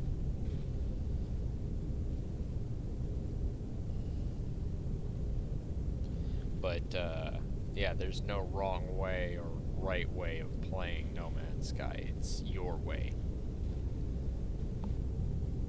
You know, it's not the best choice. It's Spacer's choice. Coffee time, because coffee is required. Crazy spacefaring swashbucklers such as myself.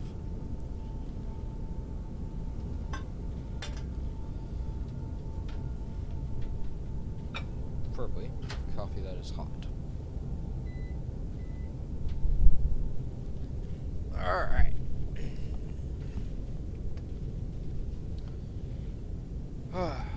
You have 3 exotic ships, but you don't know which one you need to... What?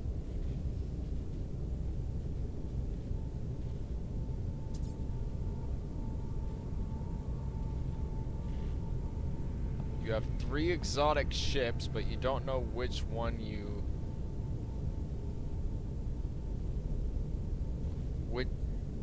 Oh, okay, thank you. I was like, yeah. Because it said shows or something like that. Oh, choose. That's what it was. Alright, now I get it. Yeah, that's what you're trying to write.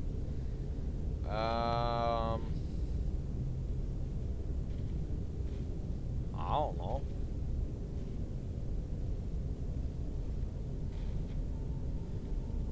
Well, there's really, like, you know, have as many ships as you want, really?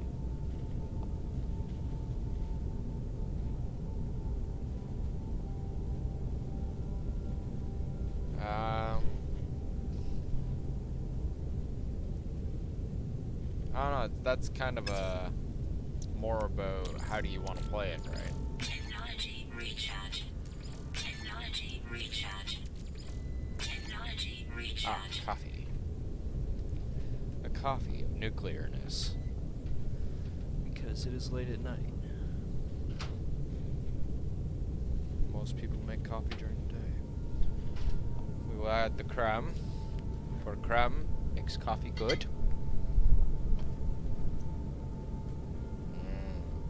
Creme.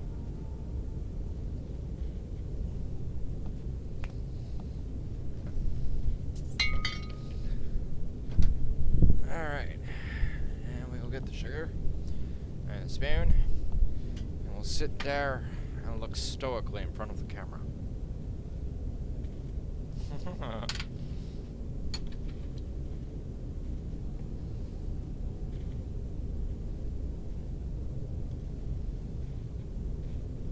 Well, I don't know, it's really more with exotics, it's kinda with exotic ships I find it's more about niche and style rather than you know, which one's actually the best. Right? Like if you're looking for haulers, I do believe exotic squid ships, those are the way to go. If you're looking for a scout, I have heard things that the guppy is a pretty much all around decent one to have. Right? I've heard also other people argue that the mosquito is actually supposed to be the scout ship. I honestly think it's the guppy because it looks more like a scout, right? And I think that the mosquito and the royal are like rather fighter variants or a fighter and a shuttle variant, one or the other. Big point is that it's more about what you want to do. I've seen people take haulers, right, that are not S-class and they're definitely not exotic, and they turn them into utter freaking beasts of death.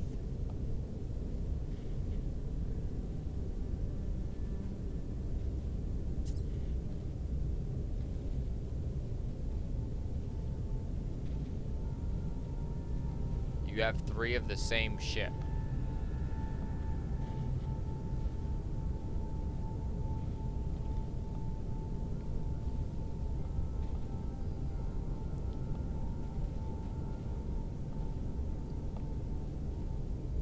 I don't know, at that point I just get rid of 2.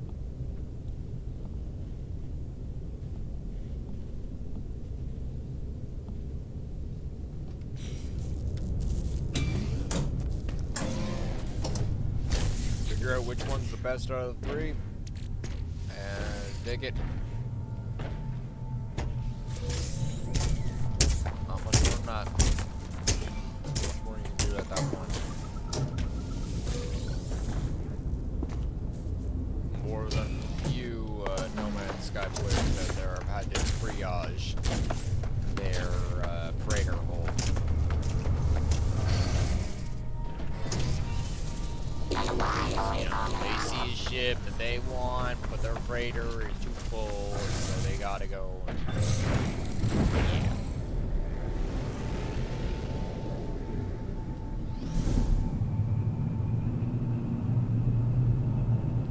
Now that it's daytime too, it's gonna be a lot easier to search around. Because I fully believe that there's, you know, something decent here.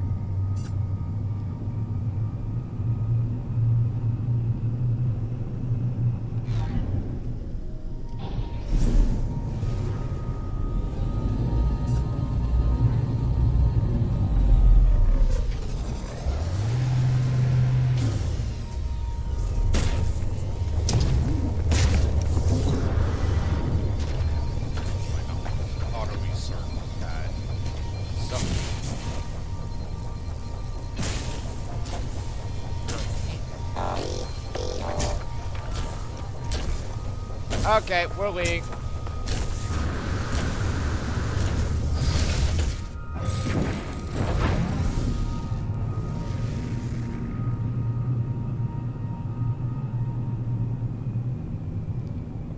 we've been there before.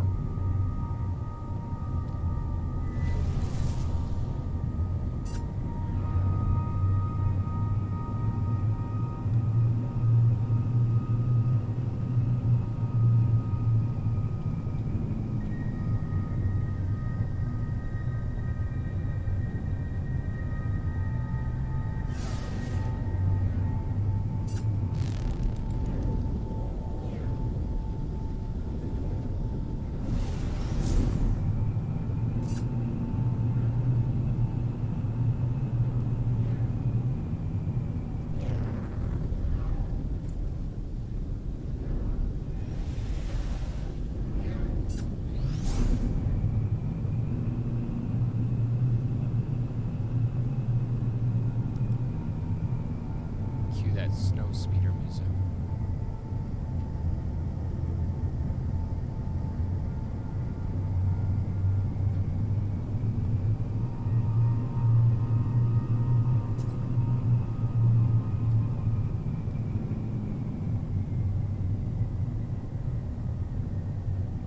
Jeez, how far away is it?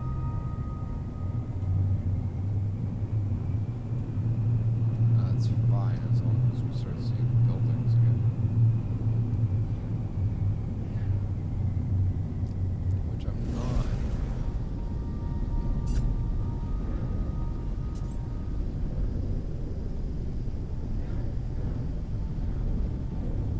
But I can stand rejected.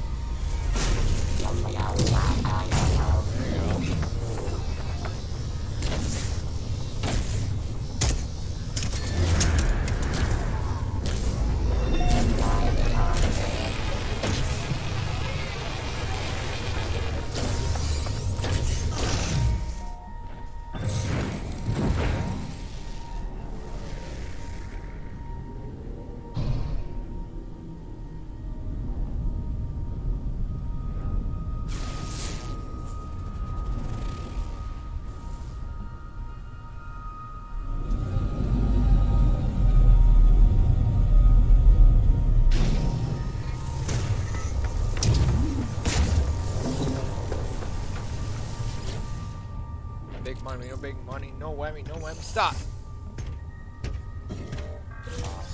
Ah, nanites.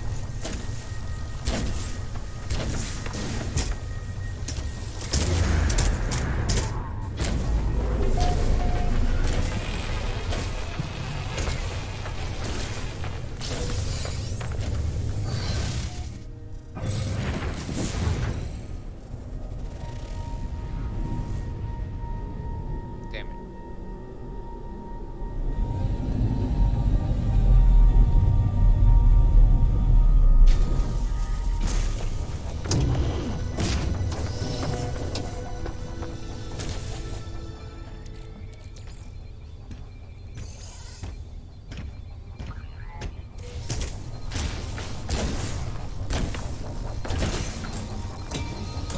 Nanite?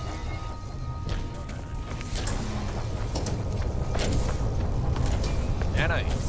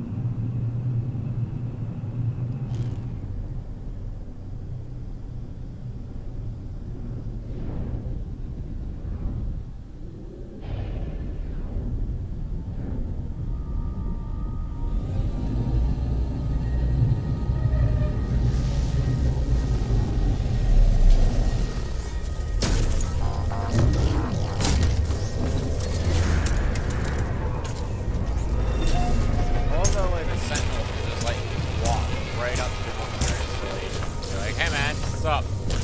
Oh, don't mind me, I'm just charting out this location to let everyone know where you are. Have a nice day.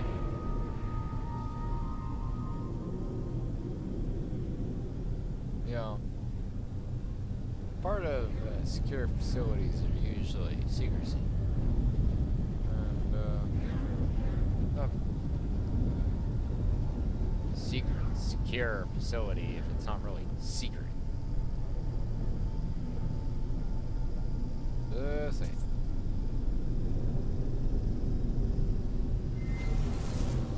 How's that?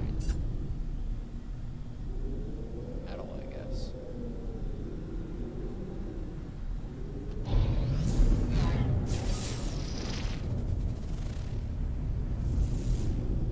What ping?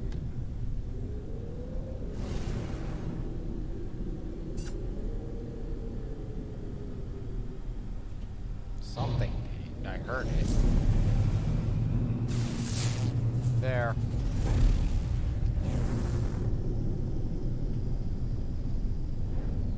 Ah, more debris. Might be like one of the other planets in the system that's got like multi-tool in it.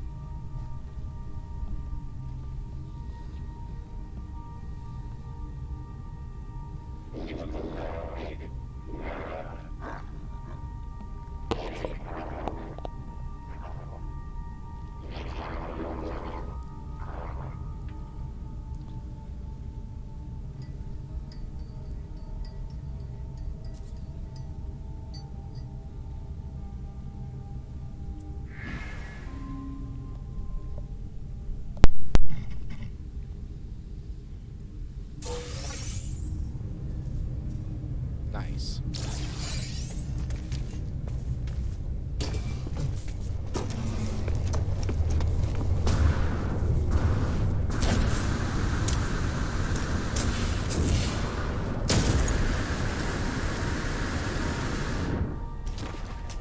Oh, notice that. Right by.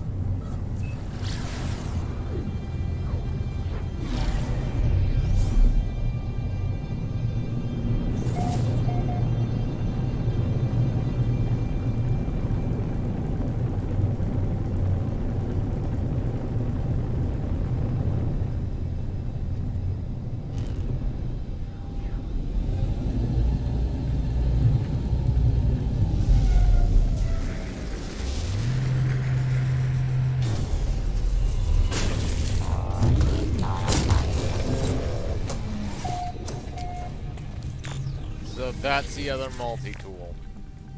Finally.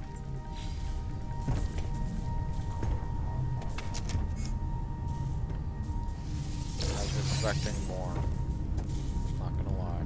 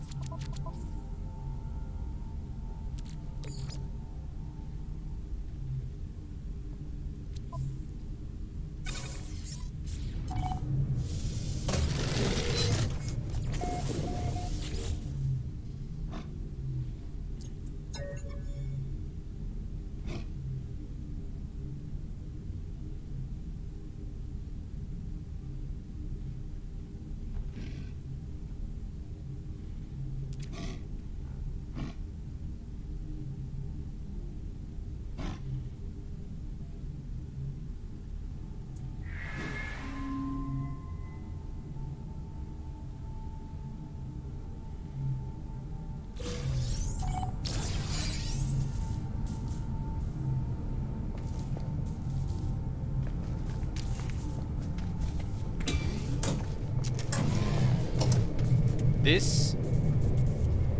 I've never had a quest like this before.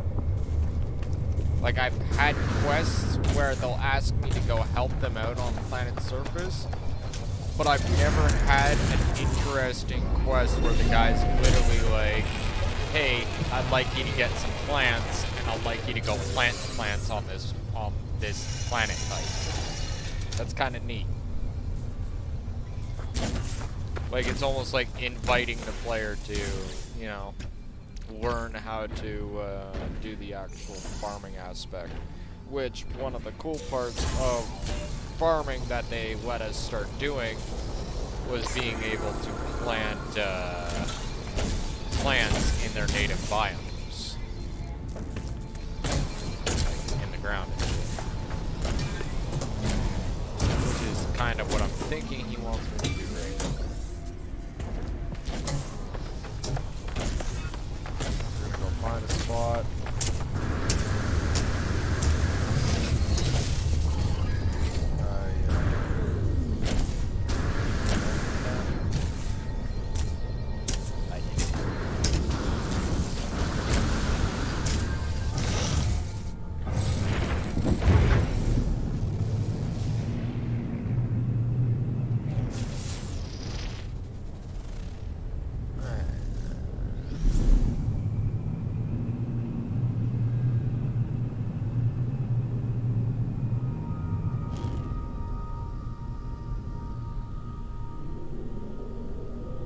Land here and see if we can't scan and set a power source nearby. And then we'll set up a base there. Also, this antenna relay will...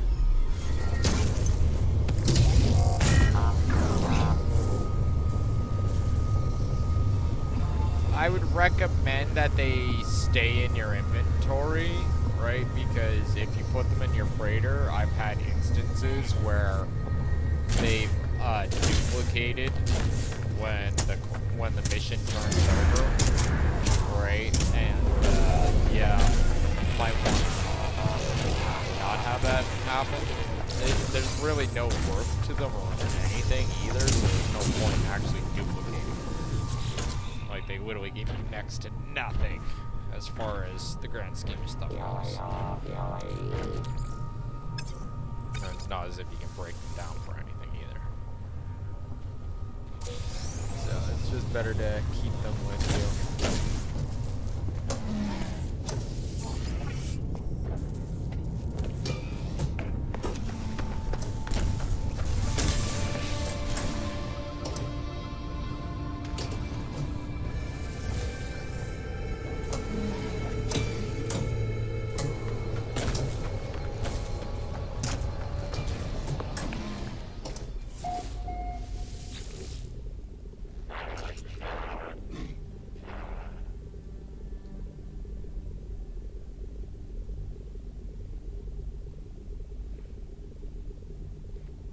Huh?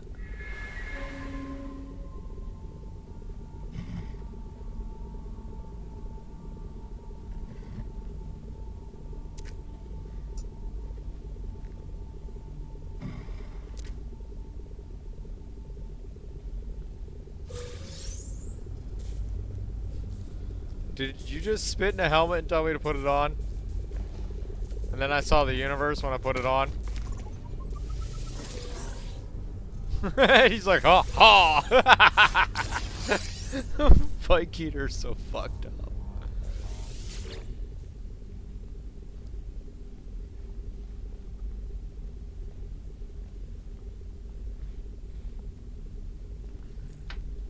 We already have a distress signal active. This won't work.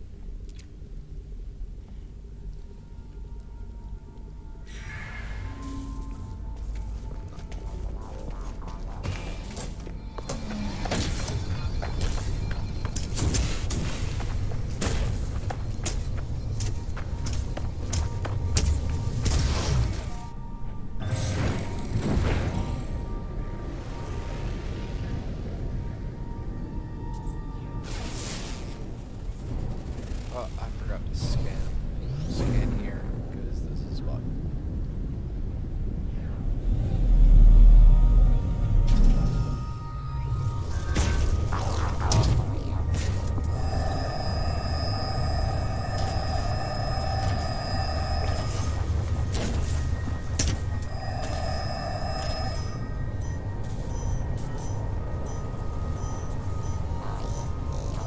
That's an S-class level mineral.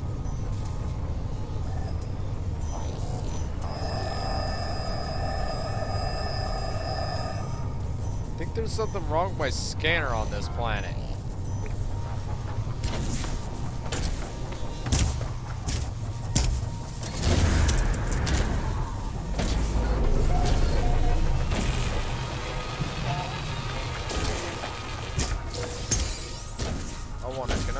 Oh, I can. Awesome.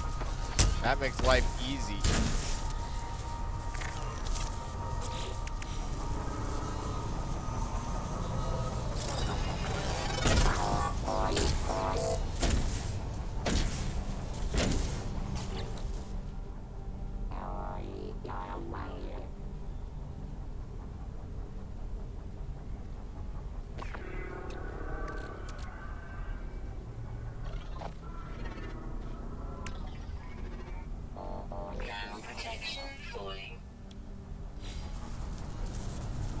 Maybe I gotta use them all?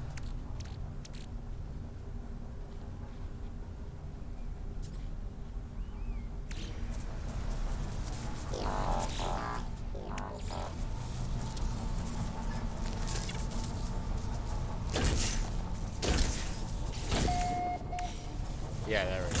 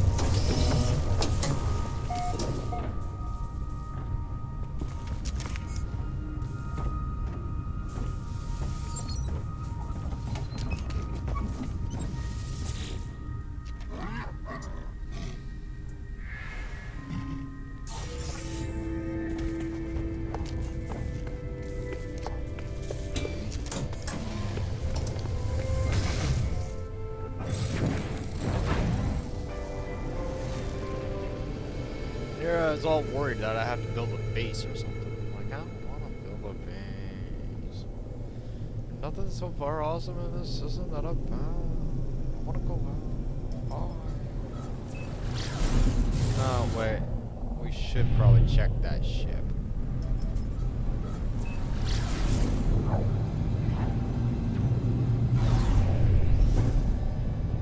It might be something. That's a crashed freighter.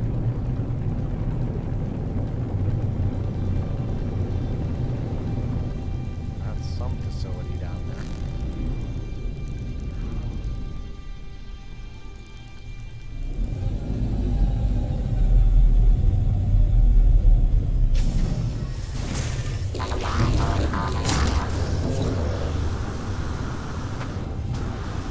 Everybody home. B fighter.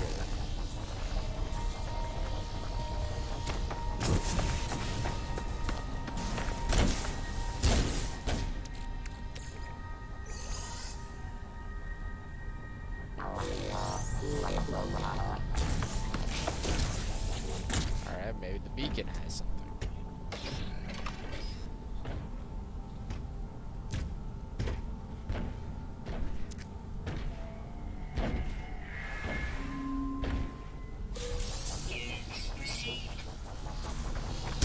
Yeah, money. Very little bit of it. That's it. Done. Leaving this freaking system. We bummed around the planet. We stuck around the trade terminal. Like, I'm literally sitting there snacking on pancakes the whole freaking time, waiting in boredom for that stupid exotic ship to show up. Didn't ever show up. Right? Like, yeah, we got a better hauler, but what really? This system sucks. Yeah, it's a 3-star, but I don't feel like spending half the night waiting for one ship to show up that I'm probably never going to actually use, you know? Let's put that there. Alrighty.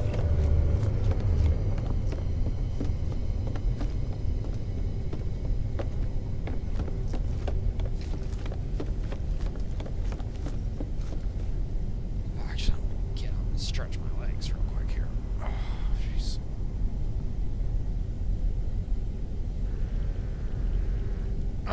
Alright. Much better. Whoa, on.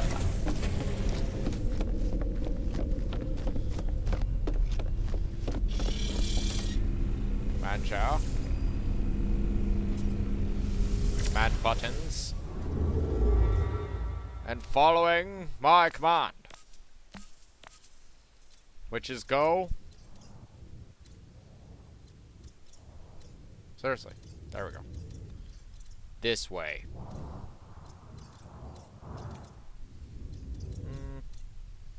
Nope. A little bit too far. A little bit more. Tiny bit more. What about that one? What about this one?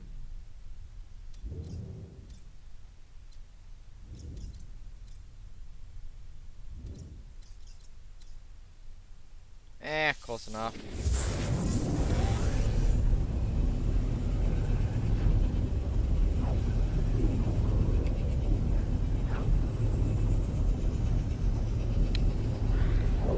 It's good.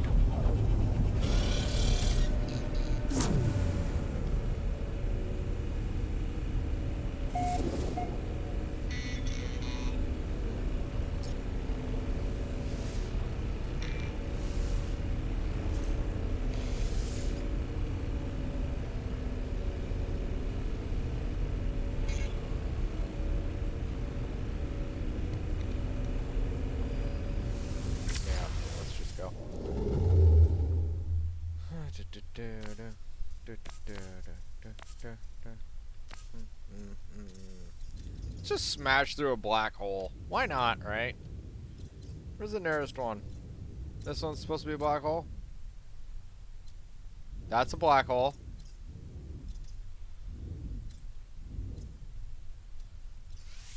You do not understand the extent of this hyperdrive's power!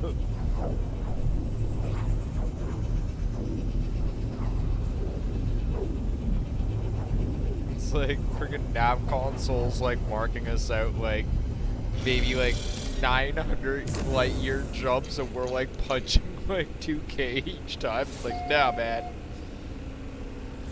I'm going to exceed those parameters.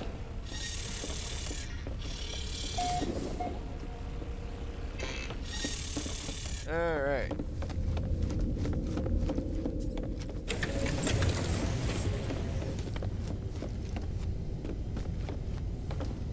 Now we'll take something stupid and insignificant that we don't give a fuck about too much to go punching through the black hole with. That way if it breaks, we don't feel bad.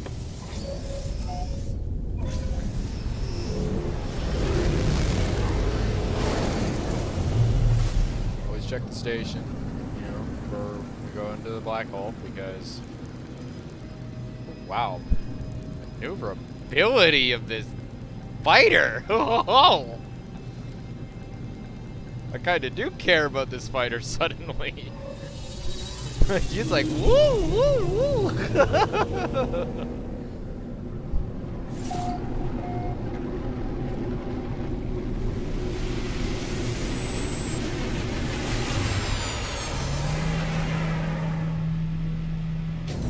I knew I was gonna like this fighter.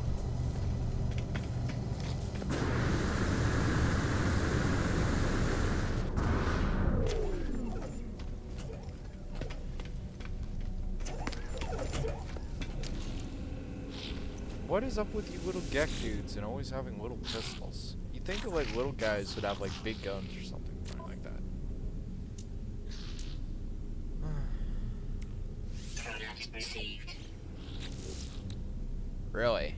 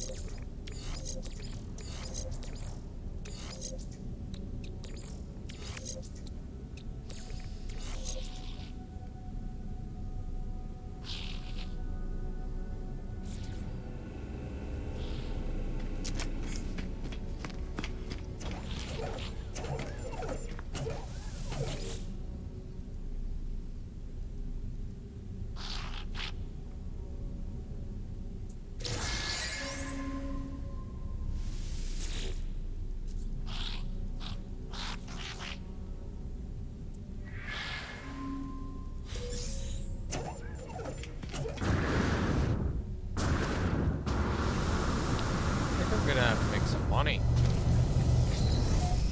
Just saying. Pockets are looking light.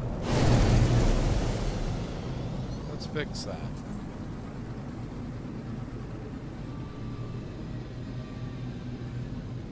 Yeah, loving that. Look at that. Just like, woo!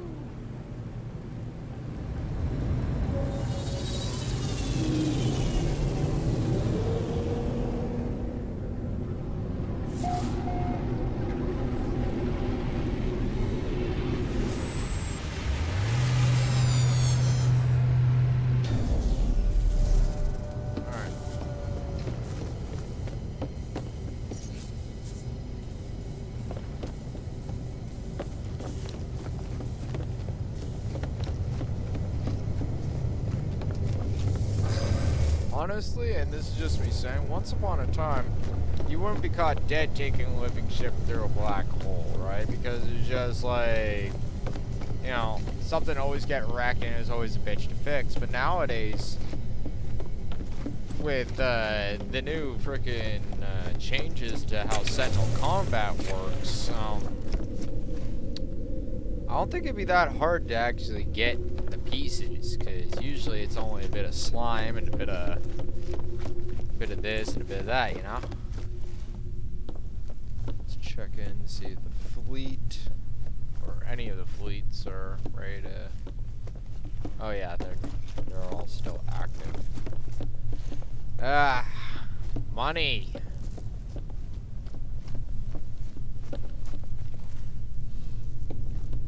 Okay, so if I remember correctly, I need everything off of this rack.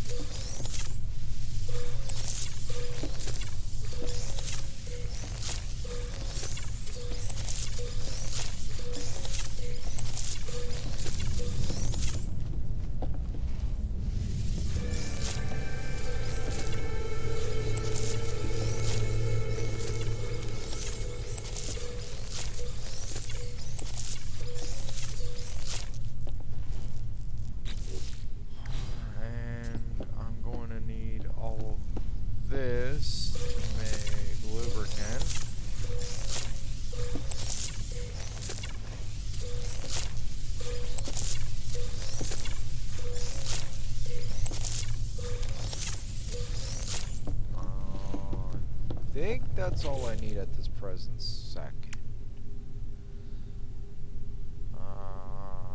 Bubble, bubble, toil, and trouble. Let's find out.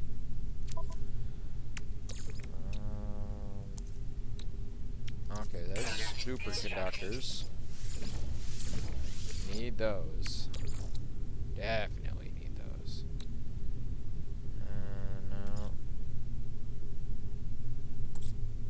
Yep, need those. Constructed. Awesome. We need a bunch of these. Constructed.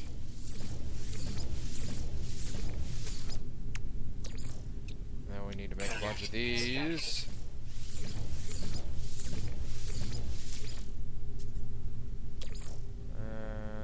And then we make a bunch of these. Constructed. Oh, come on. What are we missing? Oh, you would. You would. You filthy frickin'. What are we missing? Oh. Is that it?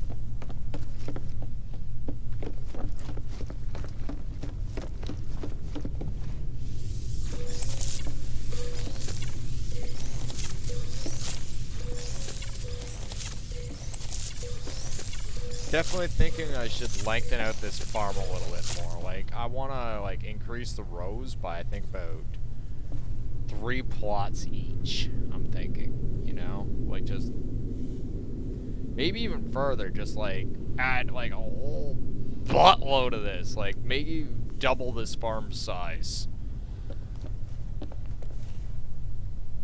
That'd be retarded. But, it'd be so lucrative.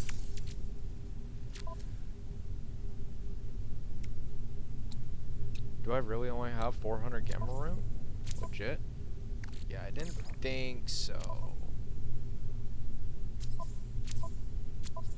Okay, seriously. Let's put this here. Take this. Take it. Take it and go.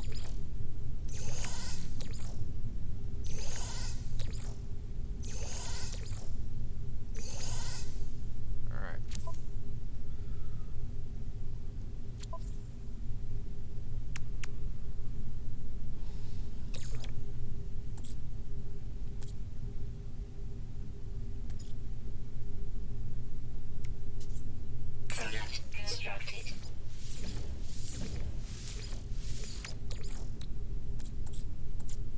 Product constructed.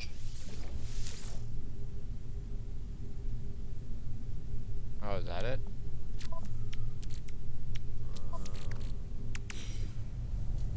Yeah, I was actually about to use my backpack refiner. I completely forgot where I was for a second. I'm like, dude, you're home. Why? Why are you constantly wasting the power on your backpack refiner? When you have a beautiful freaking rig such as this. Complete with all the trimmings.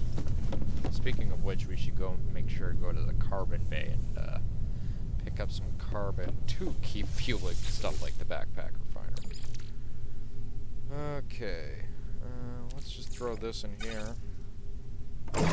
Let that passively go while we're working with the other things.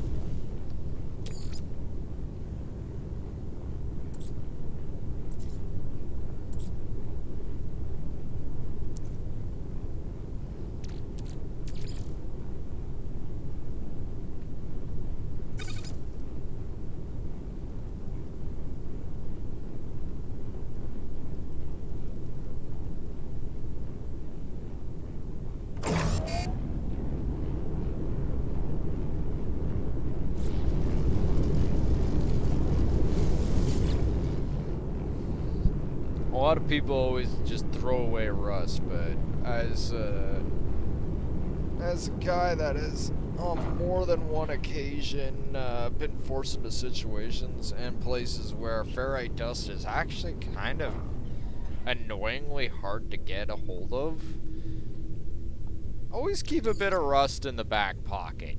It's excruciatingly useful.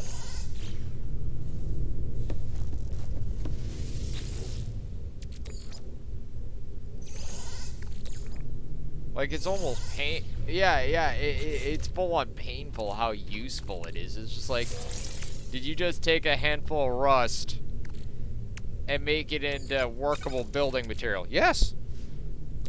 That's a thing. Yes. Rust. Yes. As in the video game. Yes. Okay, fair enough. You know, like, it's just kind of a flabbergasting sort of thing. So it's like, wait a second, you did what? With what? Like, when you actually think about it, especially in today's society, huh? Also learned how bad it was for me throwing away slime. Oh yeah, you have to keep slime. When we first got refiners out, right before every recipe frickin' and its dog was splashed all over the internet and spreadsheets and shit, I was actually sitting there with my tablet, right, and I was throwing, like, I had pretty much everything in the game, so I was throwing random crap into the refiner, right, and writing down what the results were, right, and I was actually really surprised when I first came across. I'm like, well, what happens if I just throw slime in? It's just like, it processes into more slime? Okay, there's something going on here, right? So I got like the whole frickin' back part of my freighter filled up with refiners, and they're all just going with different stacks of slime, and all the way down it goes to the mold, and then the mold is being processed into nanites. It's like, just had like this complete nanite farm going. Just endlessly going. Especially when I started finding stations, the actual best place to get slime was not so much collecting it passively as you go. That's a great way of getting it. But honestly, the best way of getting it, fly around to stations and stuff, check the vendors. Right? Not necessarily always like traders that are flying into the station, but the actual vendors. Usually, I find it's 1 in 3 vendors is going to have a massive collection of slime or goo or whatever in there. And all you got to do is, like, one vendor I actually found was selling fucking living mold. Right? Like, I was like, just like grabbing the living mold every time I go in there is like instant nanites. Then a patch happened and that wasn't a thing anymore. But still, big point is that, you know, you go around the stations and you just collect this massive group of goo and stuff like that, and then you just throw it into your freighter, and your freighter's always going through this constant revolving cycle of processing goo, right? Just pro tip, don't jump galaxies, and do not go offline without making sure that everything is shut down, turned off, and cleaned out. I've had so many times where I have something in a freighter and it just suddenly boop, disappears because the game crashes, or I turned it off, or I jumped galaxies, or whatever. Like, we're talking millions and millions of nanites, or not nanites, but millions and millions of units worth of shit, right? Like, sometimes even billions. Oh, jeez.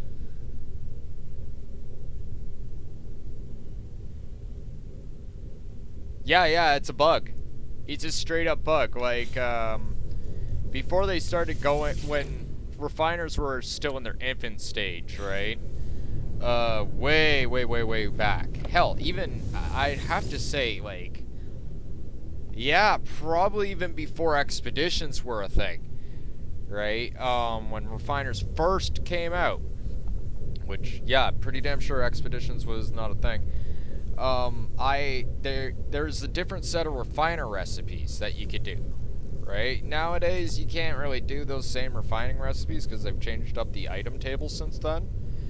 But it used to be that back when we had large shield batteries and stuff like that for ourselves, or no, advanced ion batteries they were called, we were, like, you know, one of the main go-to things of a lot of players was instead of just sitting there and endlessly pressing E on, or you know, whatever processing button is for whatever console you're playing, you would just take all the stuff, ram it into the refiner, press the button, go do something for an hour, come back, and your refiner's got like this massive stack of batteries ready to go for you, right? And so that started becoming the go-to thing for everybody. Well, like I said, I had this massive refiner complex in the back of my ship, right? So more than a couple refiners processing stuff like batteries and things like that. Well, one day, right? Exactly that. Got the stuff, put it in. Had like 2 refiners running friggin' goo with nanites. Had another refiner like running batteries. Another refiner running all sorts of shit. Game crashes. I come back in.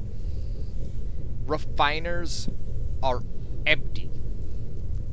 Everything gone. Right? And the stupid part is it didn't reload the save of before I put the stuff into the refiners. For some reason, it reloaded the save of after I had loaded the refiners. So all this stuff just gone, disappears, and I'm like, but you think this is the end of the story. You think this is the end of the story. No. This is actually the beginning.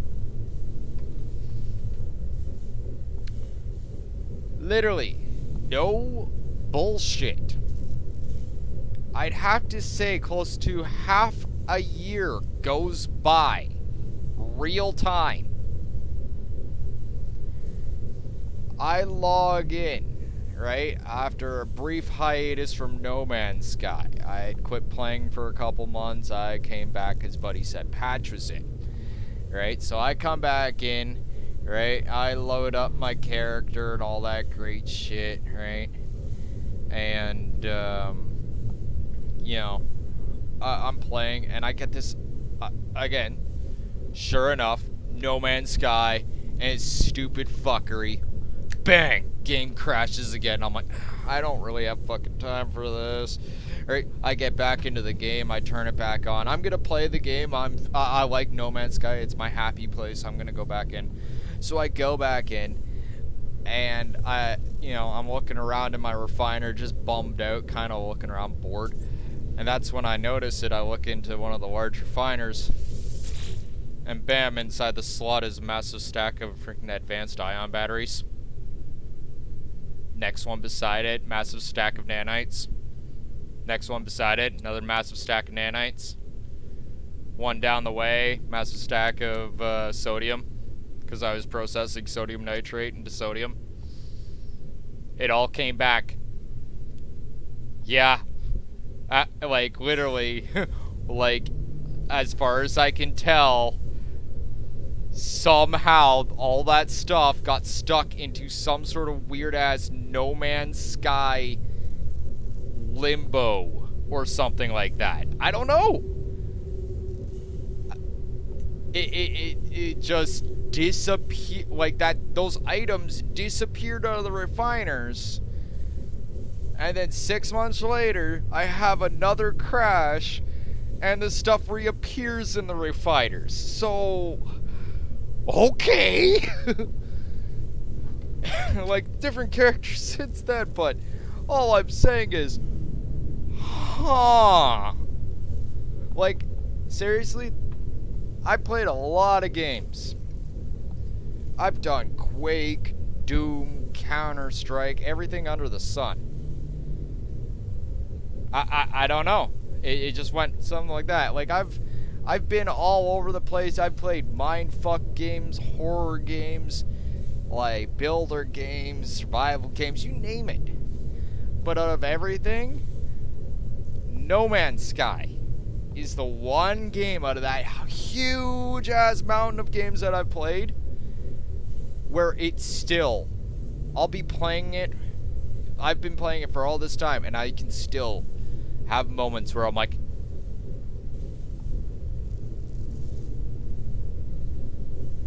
that's a thing. Okay. Okay. And it gets even more stupid when I'm sitting there and I'm talking into, like, you know, actual microphone and stuff like that, and it almost seems like the game is just, like, you almost want to say the guy's been playing the game for too long, but when you're sitting there and you're yammering away and suddenly an NPC just randomly looks at you coincidentally on cue and just goes, yeah. That's when you start to cock an eyebrow at the game. You're like, what the hell's going on here? We got frickin' like... The No Man's Sky universe is a universe of fuckery that will fuck with your head endlessly.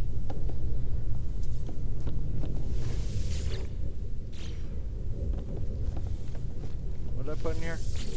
Was it something important? No? Okay.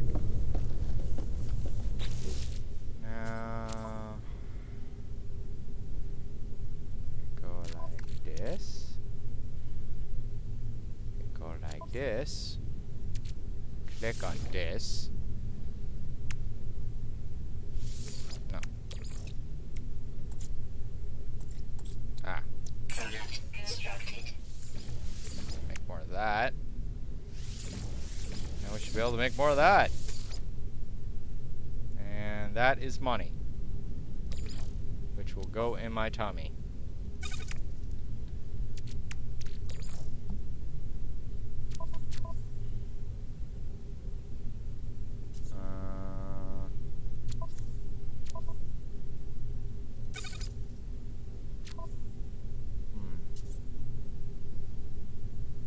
Oh, that's a bit of an annoyance, isn't it? Technology recharge.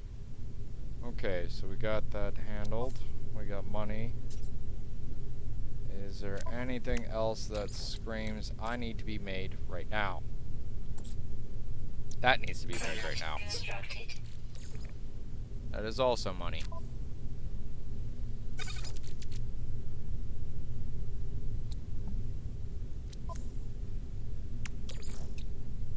Oh, and for all those people out there that have this big ass argument about stasis devices or fusion igniters, I'm just gonna lay this on the table right now. They're worth the same. They're built with similar things, but they're worth the same. There is no difference between fusion igniters or stasis devices. I'm going to solve and settle all arguments right now. I'm so sick of seeing it pop up about whether fusion igniters or stasis devices are the best things to sell. Eat a dick. It's goddamn well frickin' worth the same damn crap. You just grab it all, build it, sell it. Stop overcomplicating the situation. Who cares which one's worth more? They're both worth money.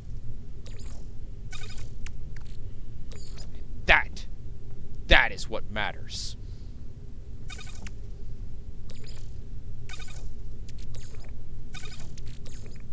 Okay. Modules? Things. Stuff.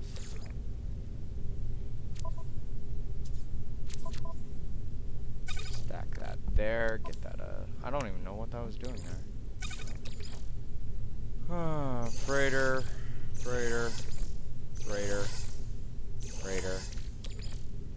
Freighter. Freighter. Freighter. That can also go in the freighter. That should be in the freighter. Freighter. Freighter. And probably storage. Damn, freighter. You're looking a little bit full.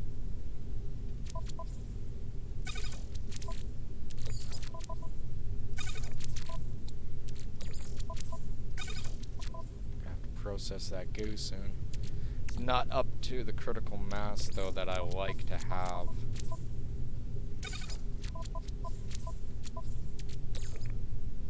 Storage. Storage. Storage. Gonna end up having to organize my storage later, but who cares?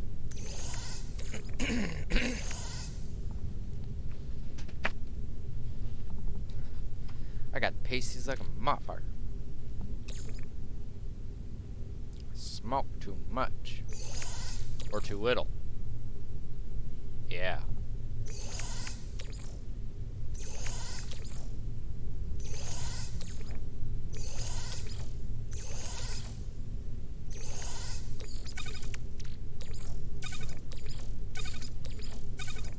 That looks better.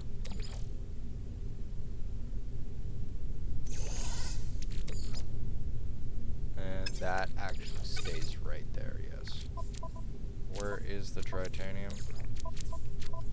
Is that all the tritanium we have? I object. I bet we have more. We have more, yes? We have tried. How's that down there?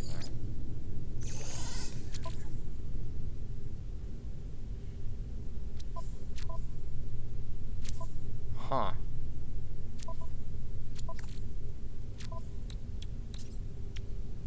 I think we might have to go pick up some tritanium.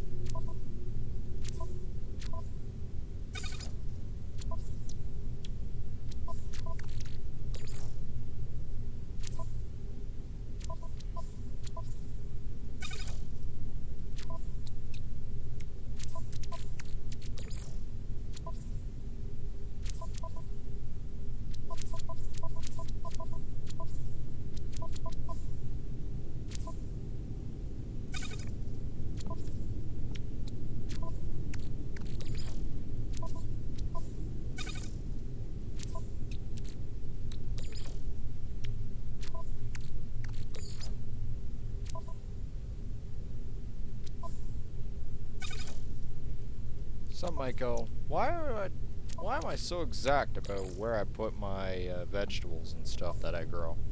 Why? Because that's where all the money is. I don't give a fuck too much about where the rest of this stuff goes. Hello, John the Jedi? John the DJ? John the DJ. Sorry, I read that wrong. Thought that said John the Jedi. I was like, oh, that's a neat name. Jedi.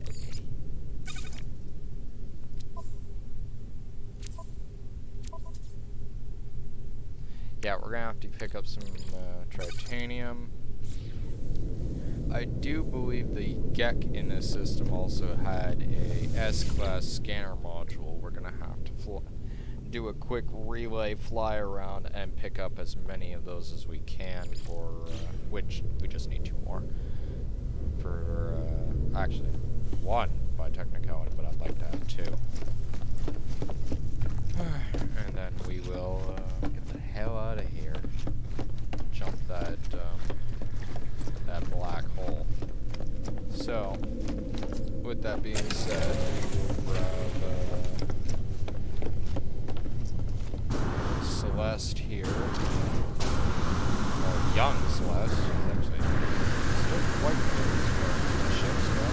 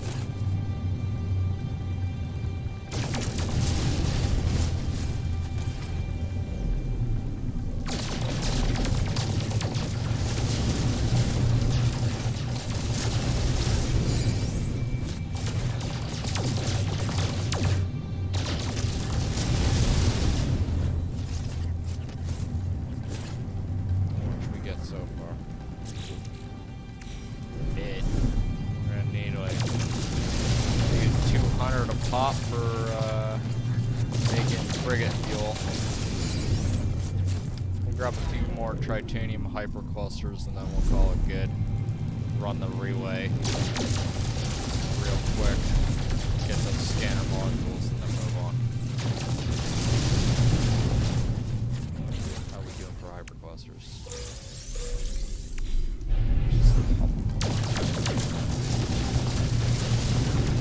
Not any anomaly scanners either.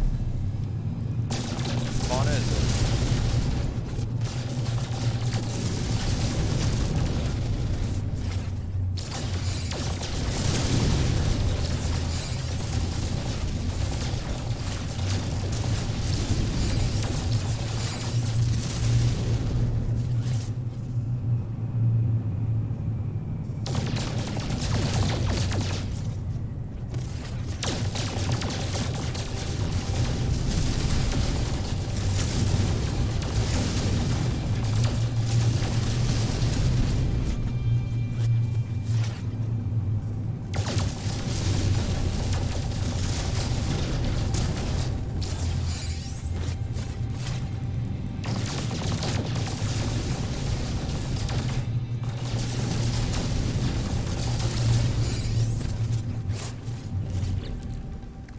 There we go.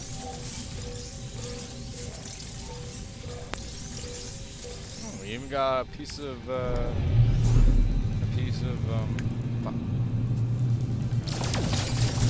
antimatter. That's the word. Thank you, game.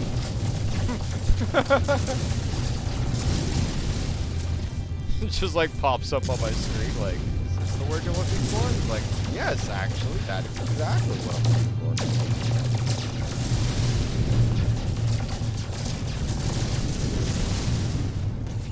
Bites of asteroids.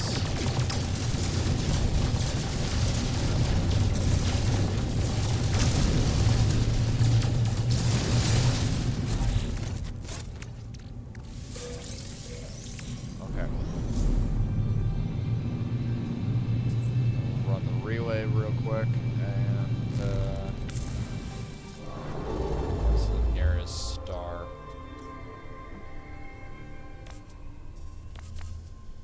Wow, come on, man.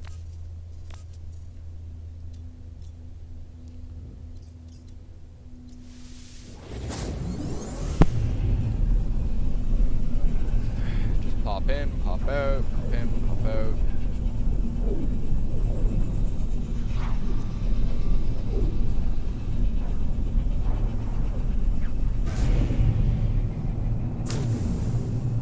Just refresh the vendor's inventory that way. Get a couple more of those scanner modules because this new scanner tool that I have. I thought this was on an inhabited system.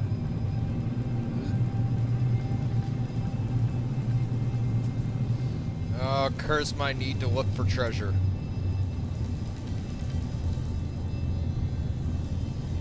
Curse my curiosity. This is how dragons die. They see something shiny.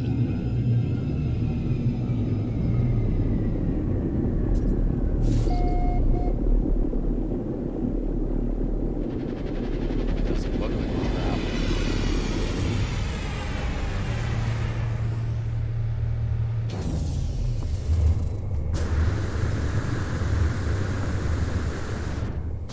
Ah, not this again! You guys think you're funny, don't you? With your false floors, Viking.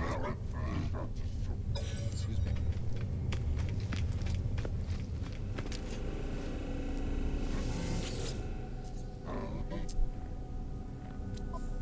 Got anything interesting and shiny?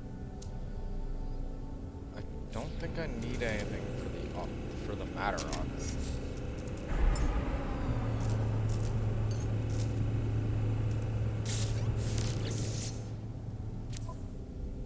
Yeah, matter auger is just fucking good. That thing. I think that we're gonna need any love. It does exactly what it's supposed to do. Dig. Alright, we're leaving. He has an S-class, you know, mining tool upstairs. That's not what I should have checked the vendor, but we'll check them next time I relay back here.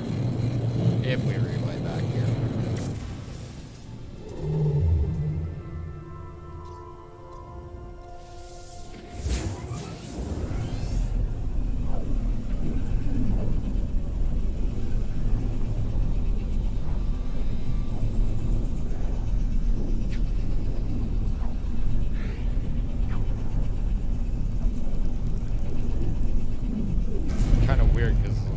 the ship's like covered in some sort of weird orange shield or something like that.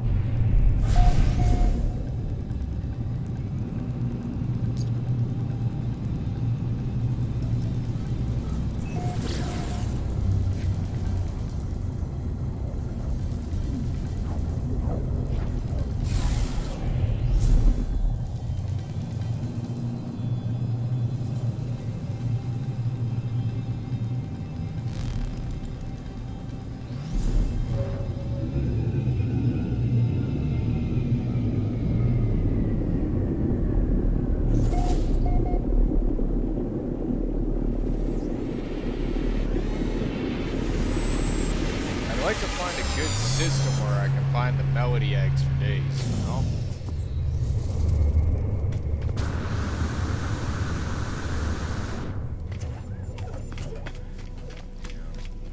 Like if I could just find... Like I had one system on my previous character where I would pulse drive in any direction. Within 20 seconds, bang, melody egg. Every freaking time. Right? No traders, no dumb freaking anomaly crap. It was every time. Bang, melody egg. Bang, melody egg. Bang, melody egg. I've never found a system like that since.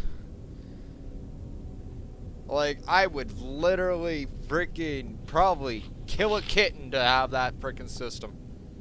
Product received. Probably. I might hesitate a little bit. That system is worth that much. It's like, huh. Oh. Technology recharge. Technology recharge. No, what am I doing? Chase. Put it on.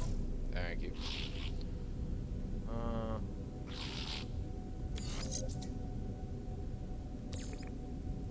Put this here. Put this here. No. Over here. Here. Here. Move this here. Here. Now. Here. What if I put this here? Now. This here. And this here. Okay.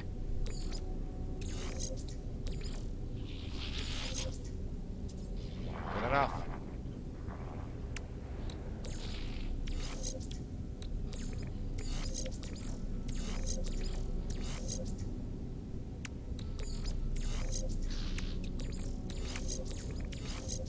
There. Now my OCD is pleased. Or my CDO. You gotta alphabetize it.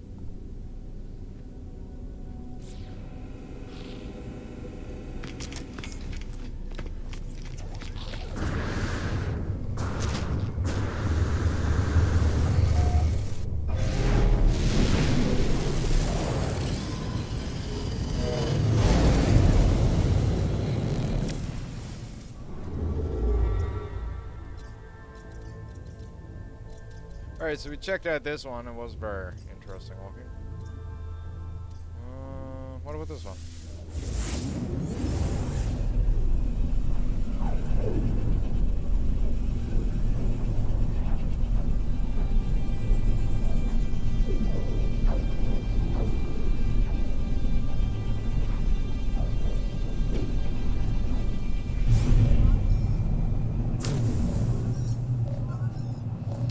Oh! It's a 6 section. Hostile ships approaching.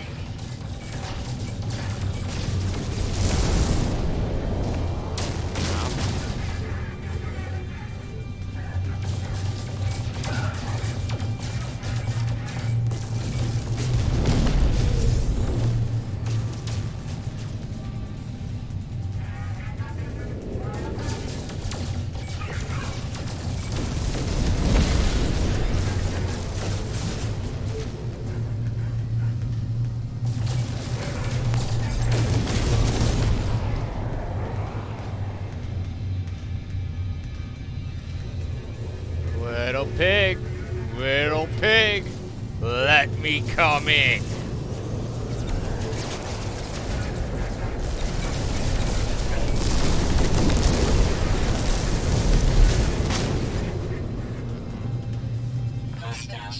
activated. Naturally. Not a bad looking ship.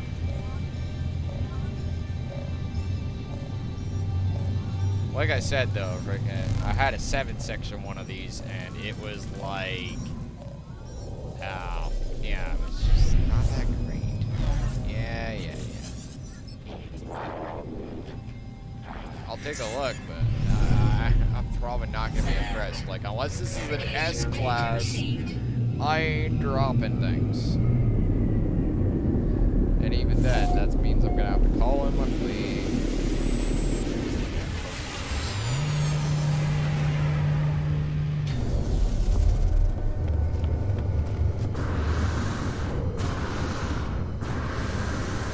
Up to the sky for dragonfly.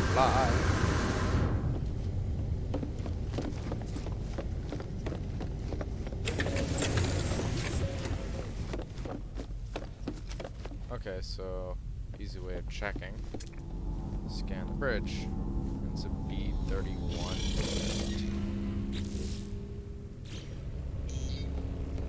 I don't think mine's like 38.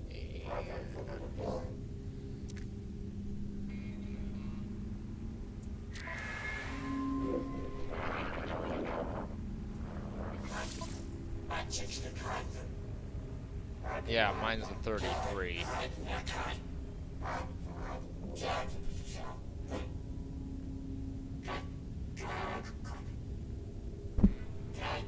See, this is how so many freighters end up getting smashed into planets.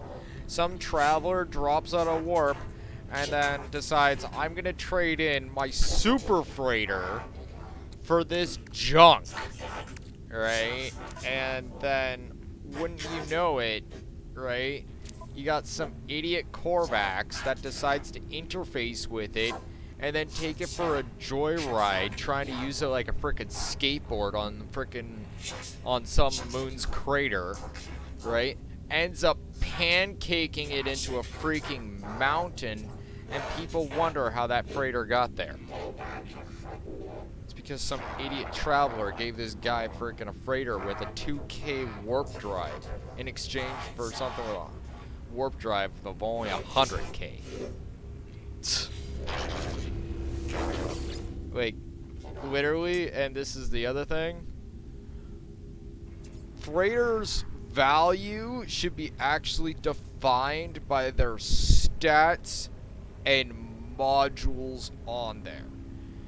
With that being said, not only does my freighter have more slots than his, my freighter has way more under the hood than his ever probably did.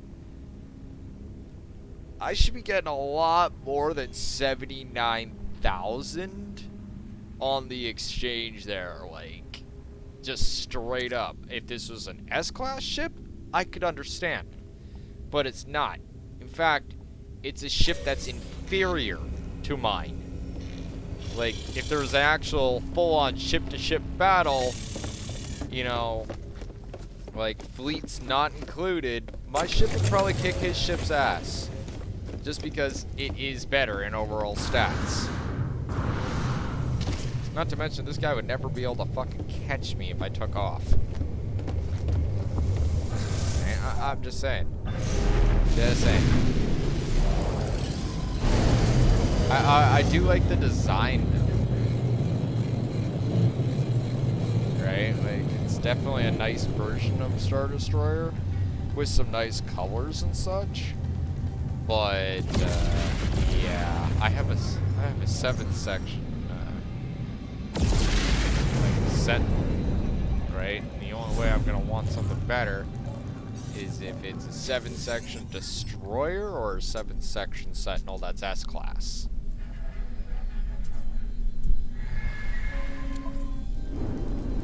Like this guy. He's like, please buy me, I'm super awesome. And he's a C-class, and I'm like, yeah, why would I want to buy it? There's like nothing worth me conscripting your ship into my fleet.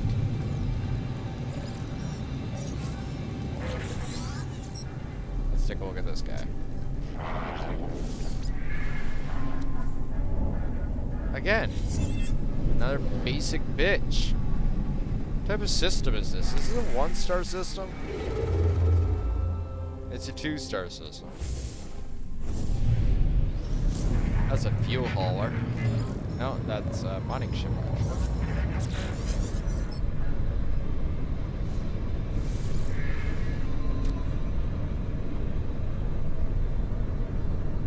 That's actually a good one. That thing's got a -6 to fleet expedition cost. I always love those ships with those extra fuel tanks loaded onto them. Check this guy. I think this guy's the other basic bitch that I didn't like. No, that is not a basic bitch. That is actually somebody worth my time. Yes, welcome to the fleet.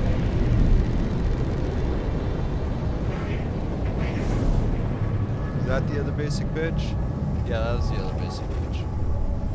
Okay, so those 2 trade ships are Garbo.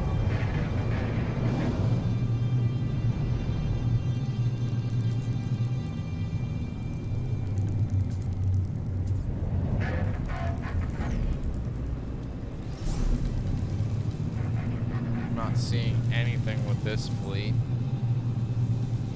which is probably why they got invaded by pirates. They don't have any assault frigates. Always have your assault frigates. That or a really angry ship than what I'm driving. Something where you whack against this thing and, well, that's about the equivalency of trying to drive your boat aggressively into a frickin', like, pissed off bull fucking whale during mating season. It's gonna hit you back. It's gonna suck.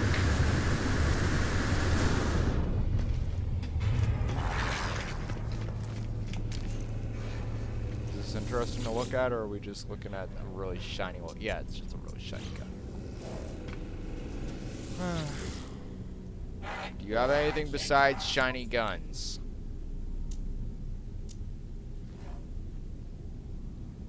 Few S-class modules, nothing that I'm heavily utilizing, no.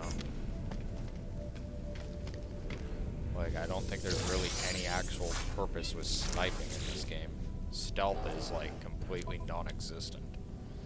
Because you can snipe a thing from, like, half a mile away, and the sentinel goes, "There he is! Guys! Guys is over there!" It's like, you're just sitting there looking at your multi-tool, and you're just like, you pull it up, and you're looking at the place job, and I'm like, why did I even get this? What's the point? Oh, because it looked like a big-ass, really highly accurate shot that went pew and made everyone smile. And then they found out how much actual damage it was doing, and they're like, oh.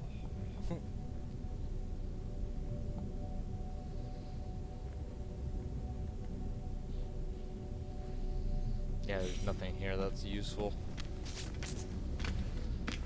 Alright, back to the Black Vault.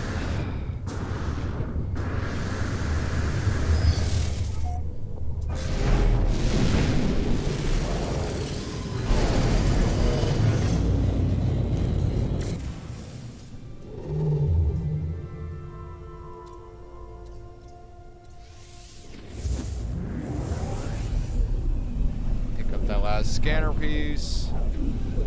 Load it onto the gun. And hopefully that last S-Class module will definitely supersede the black market module that I have on there. I'm assuming it will, because S-Class usually always supersedes only but the best black market modules I've found.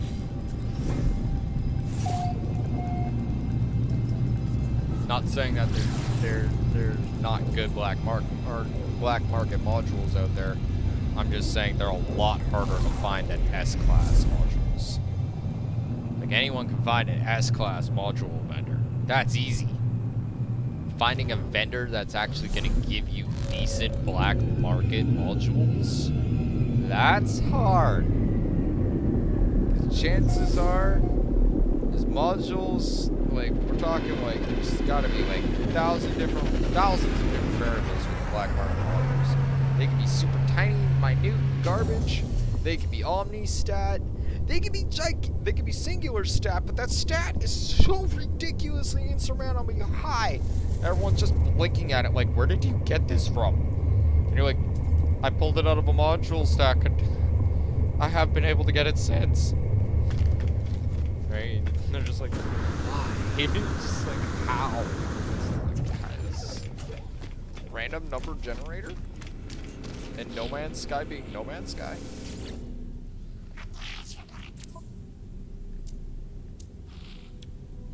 Last one.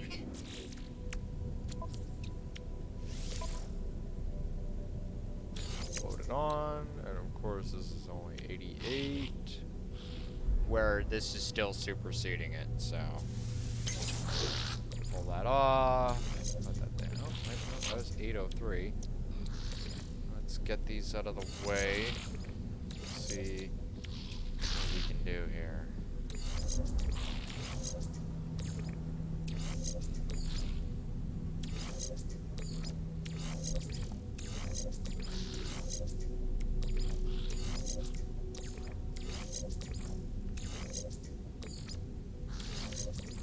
Well, I think 803 is about as good as we're gonna get.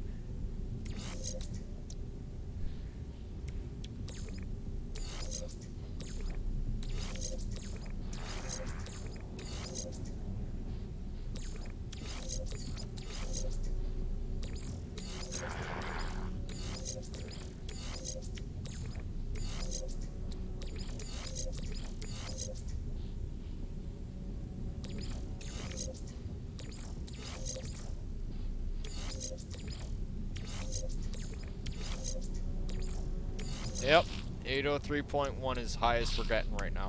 So we will go with this. Which is still not bad. 803 units away? As in meters? That's almost a fucking kilometer! Like, that's a kilometer scan radius! Or no, scan diameter. Right? Like, almost half a kilometer in scan radius. Like, you gonna scan the shit out of everything and everything. Like, if your scanner's missing it, it's really far away.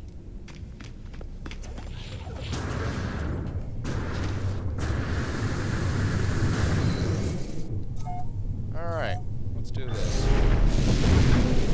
Let's die! Huh? What?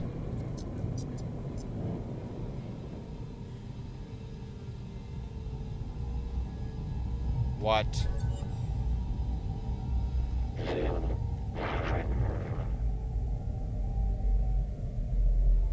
Recall immediately and... What?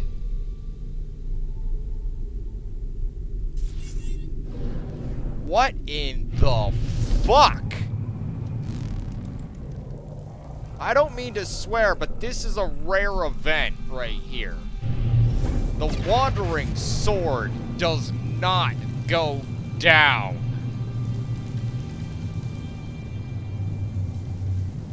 It's literally called the Wandering Sword for a reason.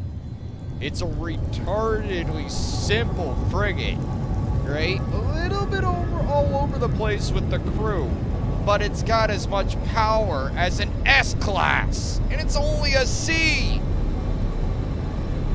This thing doesn't go down. This thing is literally single-handedly taking on missions that are far above its grade.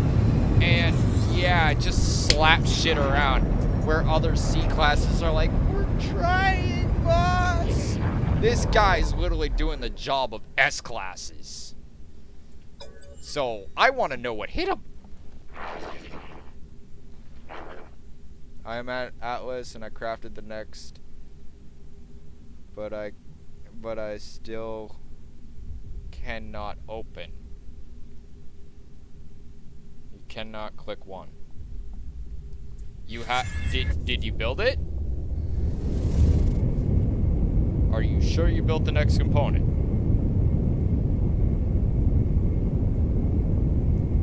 Hang on, let me double check things here.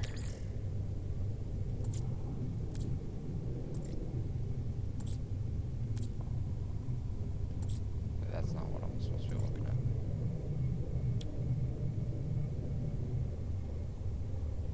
Yeah.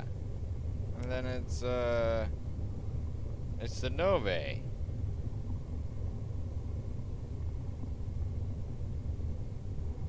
So you're trying to hand in the orange balls. So you got the Nove.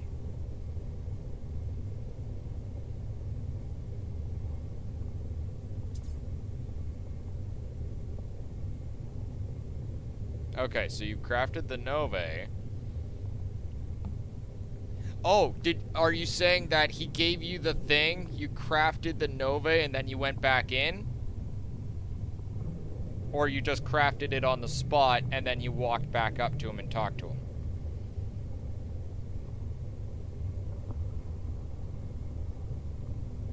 It says your milestone for Viking or something.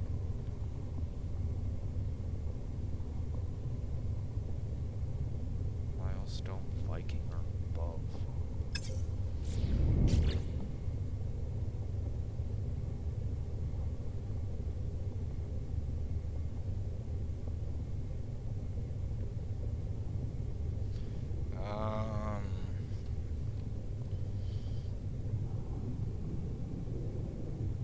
No, I know, but this is the list of milestones.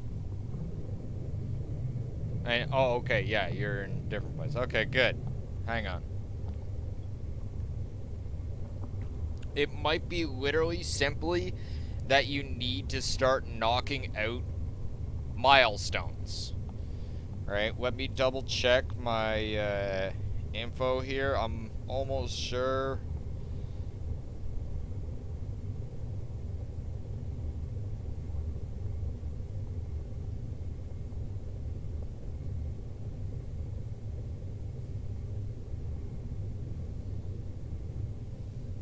Like, I'm almost utterly, murderously certain that it is what I think it is, but I'm just gonna double check, so that way I'm not talking shit here.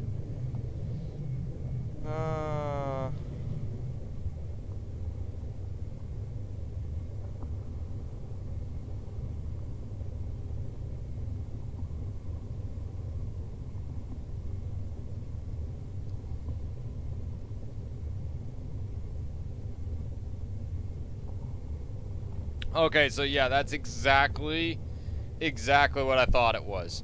Alright, so, basically, there's a certain,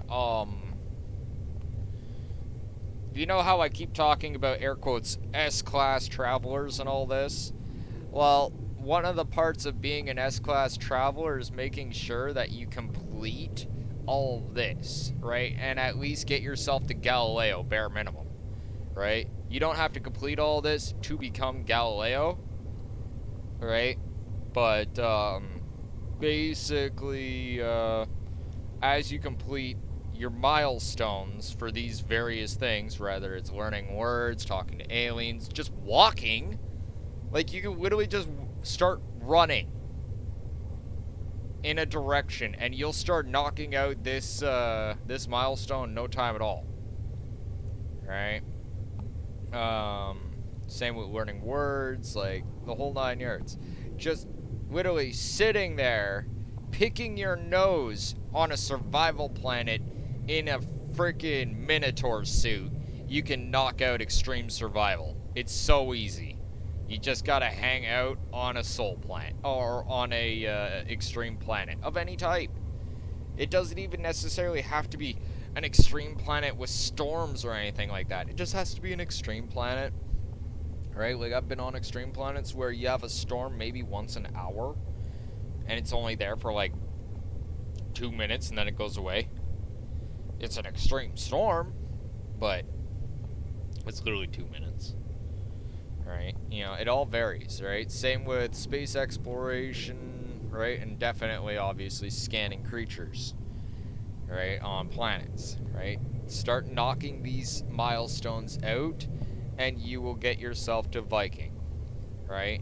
So basically, what the game is telling you is, okay, you need to calm down there, Tonto. You need to back her on up and go do something else for a little bit, and then you come back here, talk to us. That's what they're literally saying to you, right? Go explore, go adventuring, go talk to stuff, go shoot things. That's why I do all this stuff passively, because you're supposed to, right? And anybody that tells you different, they lying. Every No Man's Sky player knows this. You cannot negate anything. You kind of just have to learn to start juggling everything all at the same time. All the quest lines, all the tasks, all the frickin' milestones, and so on and so on. I gotta like finish up my redoing my extreme survival. Right? I used to live on extreme planets. That was the easiest way of doing it. Right, for me, is just like make a base on an extreme planet and then just like sit inside the base, like, you know, building stuff. It's just like 1 day later, it's like the whole milestone's just bang done. Right? Like, just, you know, find something to do and do it. Do it well. Right? Doesn't matter what you're doing. Killing sentinels, frickin' picking your nose on a survival planet, right? Frickin' picking your bum inside a space station, talking to random freaking aliens, right? Like, you do you, right? And then when you get to that milestone, then you'll be able to go and talk to the Atlas, right? It's another reason why it's recommended, right? You don't have to do it, but it is recommended by more than a few people to complete a lot of the other things that you see in No Man's Sky before even going to the Atlas, right? Some people, they don't get that luxury, like myself, where my first time with the Atlas, I stumbled across an Atlas station and I literally messaged my buddy and dragged him into chat, and I was like, what the fuck is this? What is that? What are those? Right? Like, I was just like, what is this? Right? Because I was not having, like, I was very, very much against the mindfuckery of No Man's Sky before I eventually just kind of lost my marbles and decided to embrace it. Which, honestly, I don't really mean lost your marbles as in gone crazy. It's like, to kind of accept No Man's Sky, you just gotta accept crazy. How do I see if it's an extreme planet? You land on the planet and it'll literally, chances are it'll say right above your hazard protection, like the bar on your hazard protection, it'll say like extreme storm down at the bottom of your, or extreme, right? Or if another telltale thing is if you use your scanner, right? And it'll say in the little side thing, like one of the things will be red, right? Indicating you need to pay attention to this. Another, also very major telltale sign, and you'll hear me bitching about it every freaking time the damn computer starts doing it, is we'll land on an extreme planet, right? Or a sentinel planet, or an extreme sentinel planet, yada yada yada. And HAL will literally go in the background. I don't actually know if that's the name of the AI. I just call it HAL because sci-fi. But anyway, yeah, you'll hear Hal chiming in the background. Extreme Sentinel Planet. Extreme Sentinel Planet. And I'll start getting pissed off because she keeps repeating things, and I hate repeating things. Right? And I hate when people repeat things to me. It's like, God damn it, stop doing that.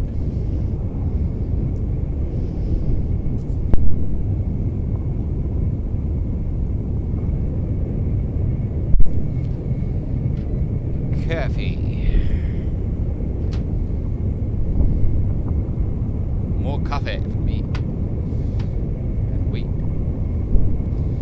Wheat. Because I have the need for the wheat. Yeah, because I don't... Uh-oh, that's the sound of my phone dying. I heard that sound. Hello, phone. Are you dying? Yes, you are dying. Let us plug you in, phone. There you go, phone. Alright. Take the cram, put the cram in the coffee. Cram coffee.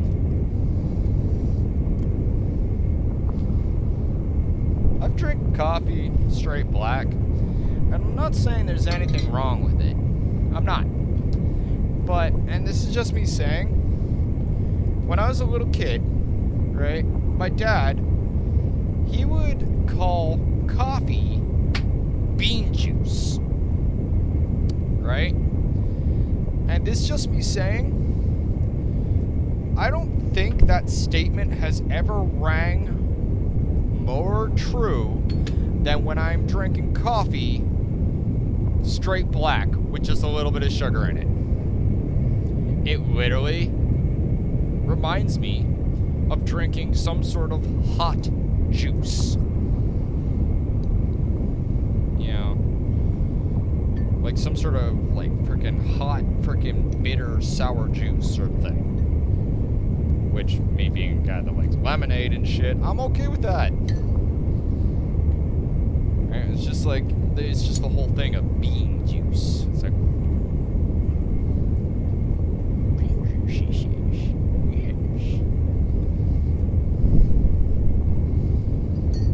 I just noticed that my legs are like completely submerged into the landing pad.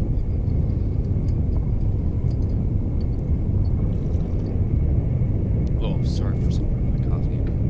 That was uncalled for. I apologize. I didn't think that the slurping noise would be happening there.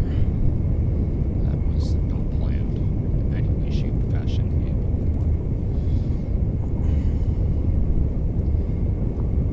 Alright.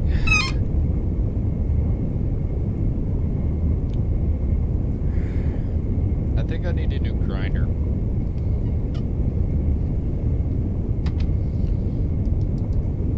Like that was just squeaky loud.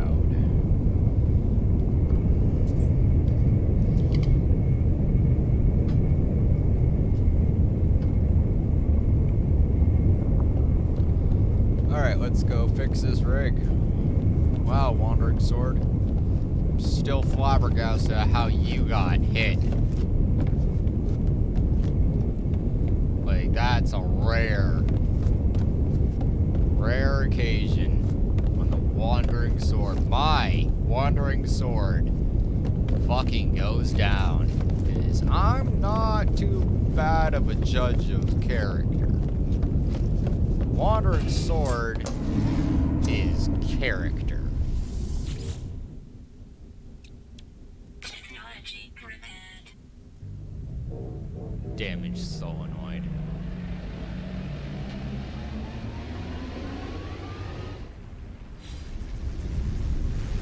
Damaged solenoid. So neglect? Seriously, guys? So, basically, lack of discipline is what screwed up the Wandering Sword, it looks like. I'll put that on the sheet.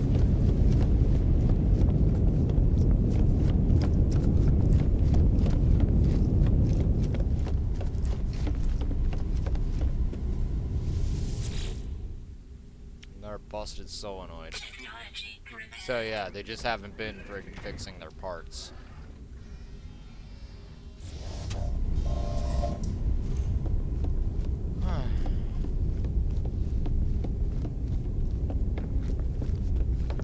I knew for facts there's no way that the wandering sword could go down from actually being attacked. No, they go down from random freaking neglected damage that they cause to themselves. Which actually makes me happy, because that still adds, you know, the whole thing that my wandering sword is still one of the most badass frigates in existence. I don't fucking care. Go get your Normandy. I got my wandering sword. We can't go through the black hole like that. Through like this.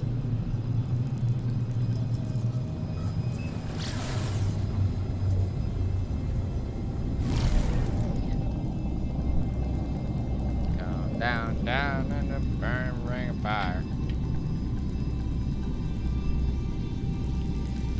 Black hole bowl. Loaded. Stupidity cushion. On. Let's do something stupid.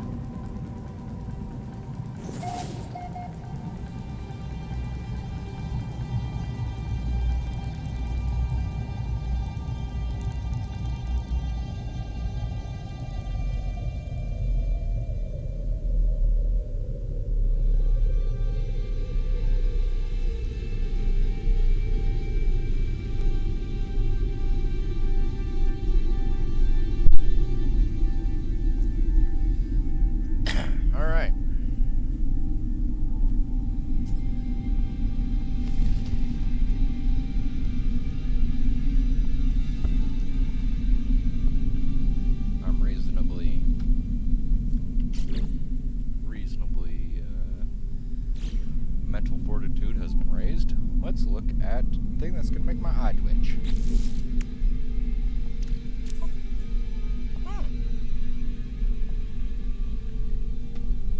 Really? Happiest day. It actually worked. So what do we got here?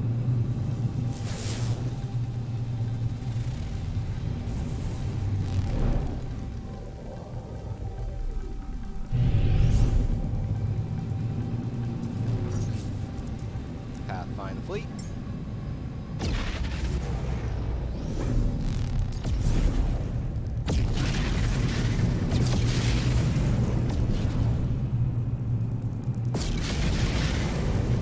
What's that plan?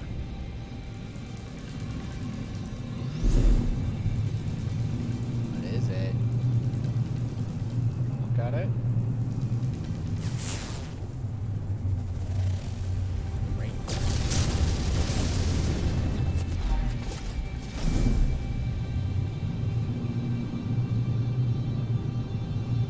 That station's got balls.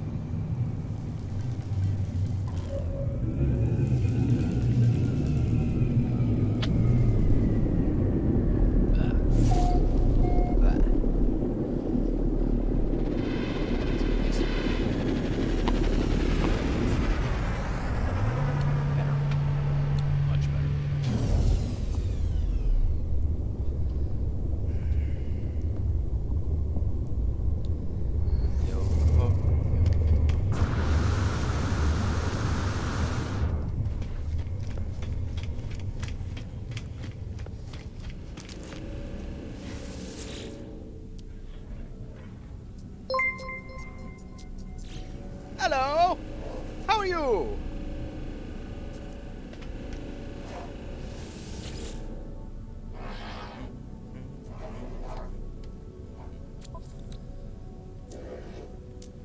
Nothing. Alright, so we're just gonna... Let's go check the, actual... Oh, wait. Good. As we always do.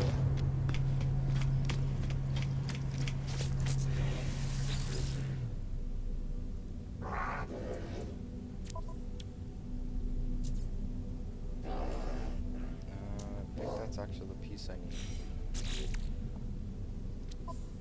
Yes, yes it is. Give it to me. Give me that too. Product received. Product received. Finally. Damn thing out of my way. Okay. Yeah, this is getting kind of interesting on the placement. There, there. This here. Oh, fuck, I got too much shit. Starship shit.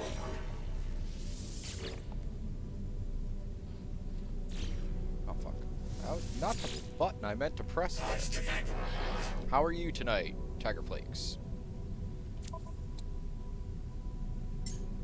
Sorry, you just missed 420, man, before we did the portal jump.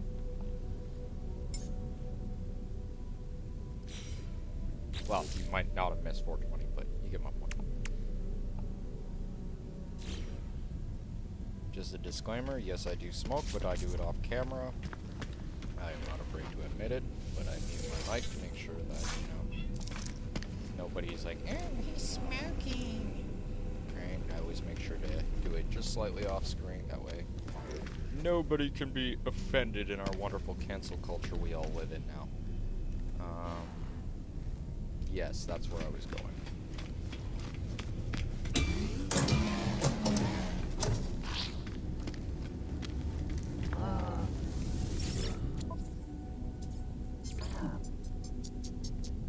Okay. Units received. Where is... Oh, there it is. Oh, wow, I got a nice thing for that. There we go. Now my pocket's feeling a little bit heavier again.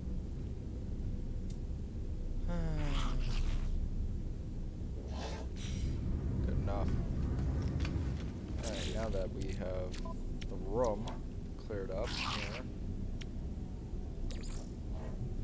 why don't we just put this on the starship for now? Just get it out of the way, and then we'll put back the necessary kit afterwards. This can also go on the starship.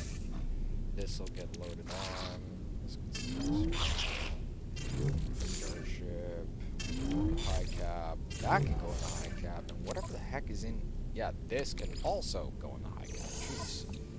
Disorganization! Okay. And now we have this. Triple S. This is Triple S. I don't need any more. Awesome. Good. Yay. Triple S environmental. That's how we do it.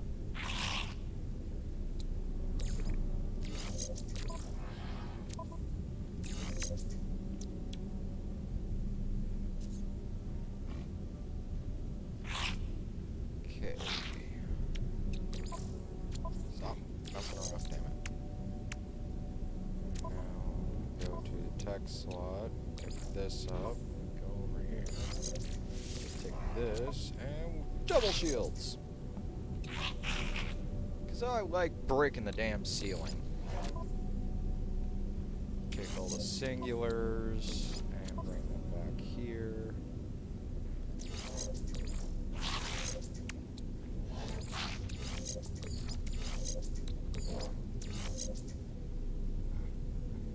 Actually, that was good where it was. What am I doing? Okay. this is actually not seriously required. It's just extra fluff and get cost. Now let's do frickin' stuff that little new players are not often told by anyone. And I mean anyone for that matter.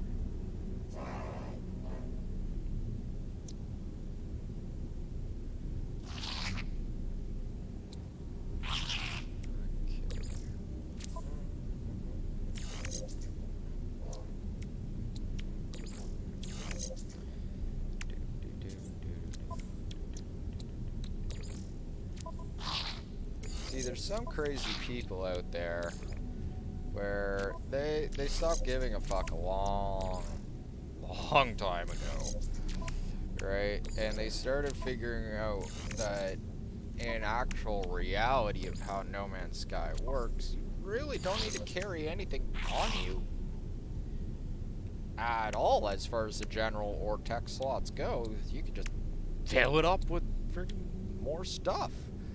So, with that being said, we're gonna like start doubling up some of the mods that I'm gonna be getting.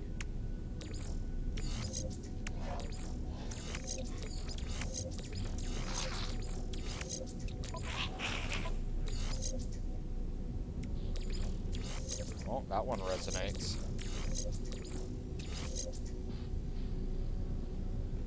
Always fun when you get more, when you get adjacencies. Take this, put this down here, and yeah.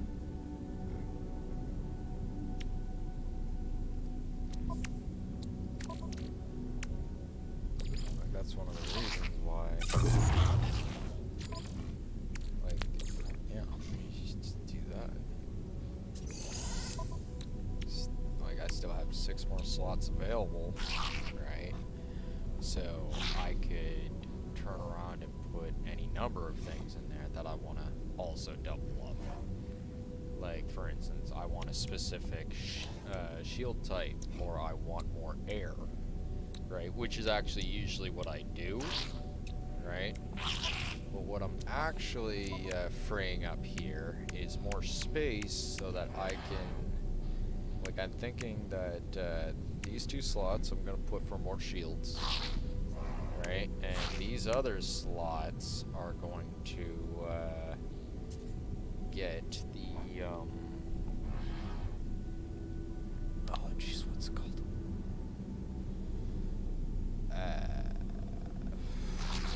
Air and jump pack spots, right? Because, like, I can put 3 air in here, and another 3 jump pack, right? Which means I have 2 more slots to play with after at all said and done.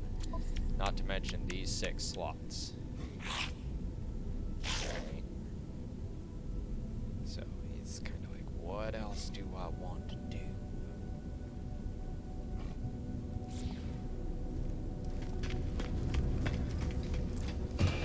Like you can, if it gets to the point. By doing this, huh?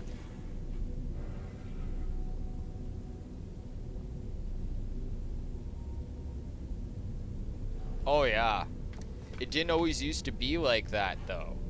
It used to be where you actually did have to do a full-on wiring system, and then they brought out the preset buildings where you could just put it down and there's actual set spots that the that certain building modules, like for instance batteries or biogenerators or solar panels and stuff, they would lock to it, and there was no actual requirement to run power to it, or even teleporters, right? I just loved it when they started doing that. Right? Not saying that the new building pieces are not fun, because they definitely are. I'm just saying. Product received. Product received.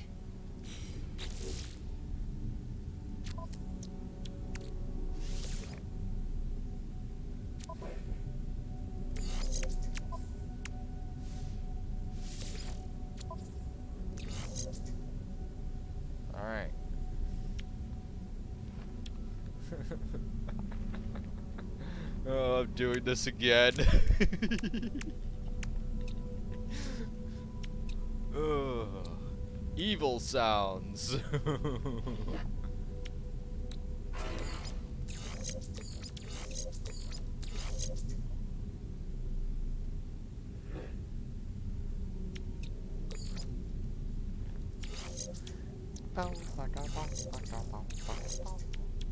There we go.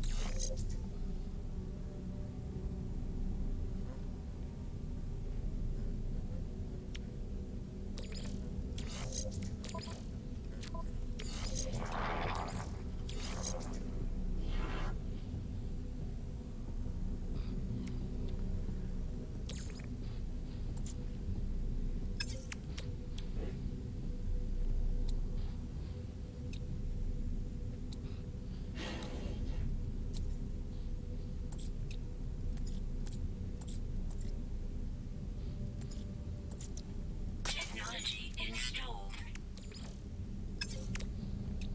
Technology installed. Technology installed. Technology installed. Just because I love whacking that hornet's nest even harder.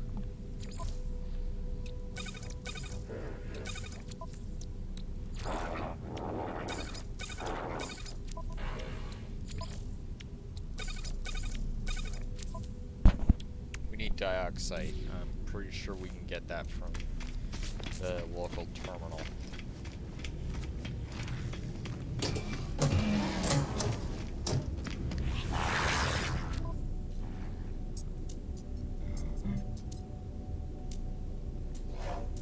Or one of the local terminals. Or at least one of the local areas. If bad comes to worse, I have another way of doing it. Without having to even use the system.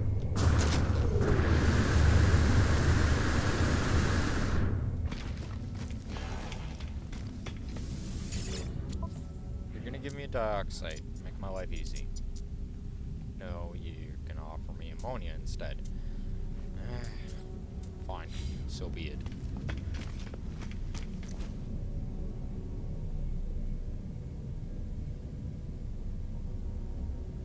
Dioxide first, questions later.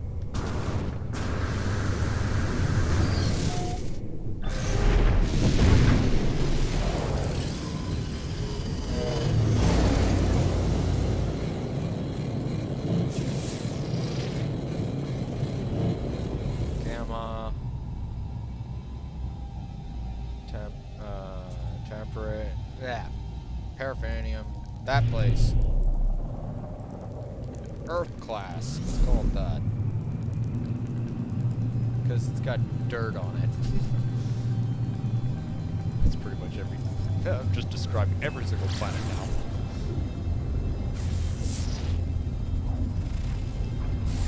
Selenium planet.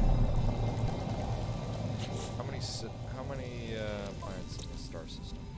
5.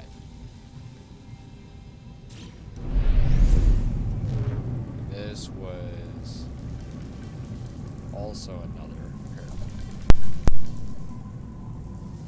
I gotta get a new headset. Having to constantly fiddle around with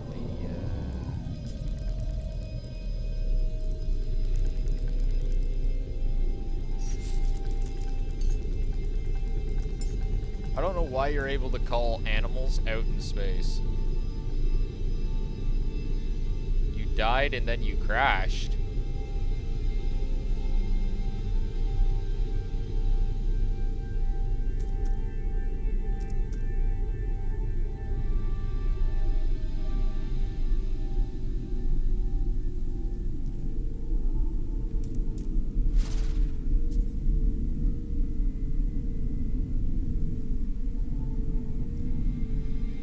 Hostile scan detected.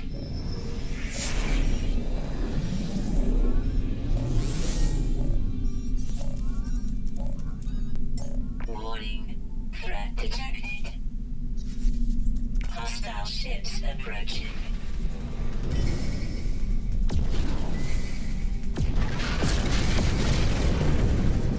Go for it. I dare you to start shooting at me here. It'd probably be about the most dumbest thing you could ever do.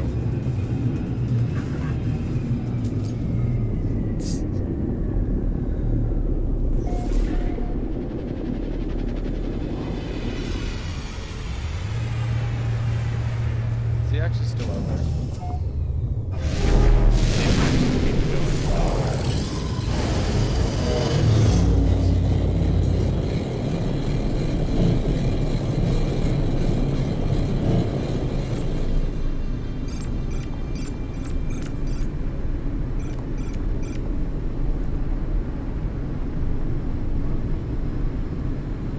Whatever. Actually, kind of this weird.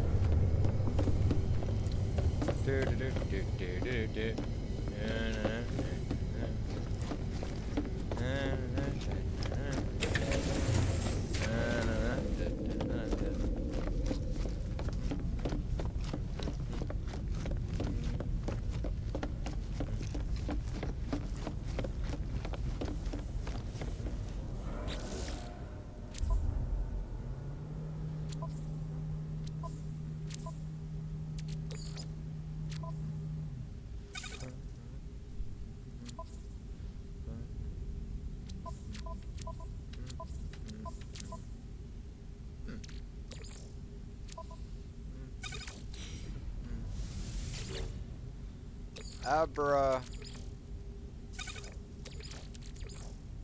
Cadabra.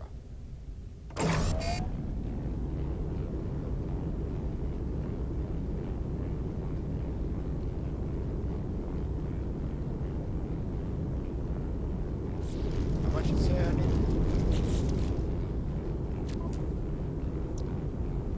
$150. You mean I only have frickin' 75 copper? Buy it. No. Absolutely straight up. No way. That's... Wow. Apparently I'm low on copper and emerald too. Ain't that some shit?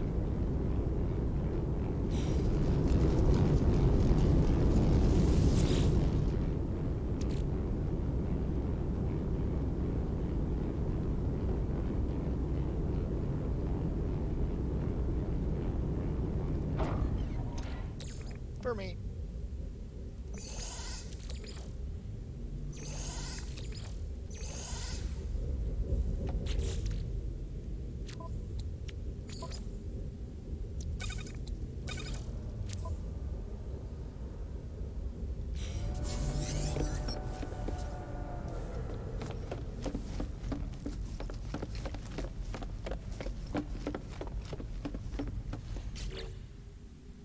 Hi, game. Yeah, I don't need instructions on how to make my firmware cleaner. Thank you.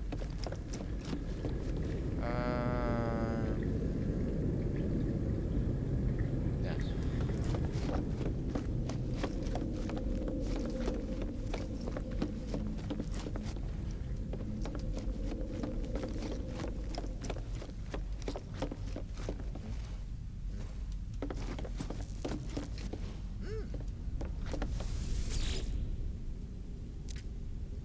Give me copper. Probably not. Activated emerald.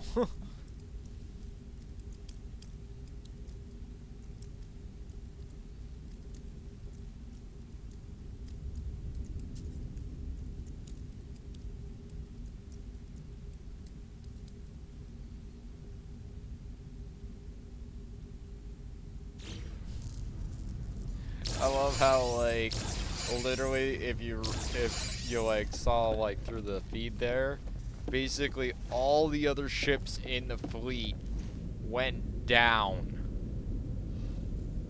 right?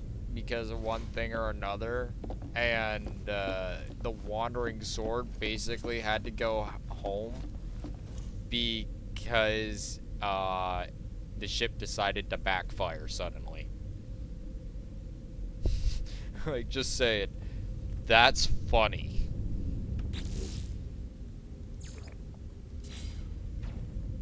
And that is what I figured is happening.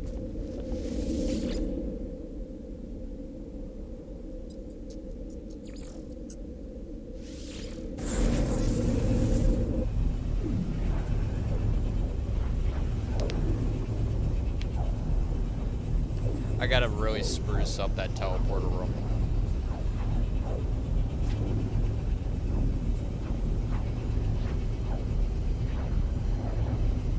And I still want to finish the floating island concept that I have.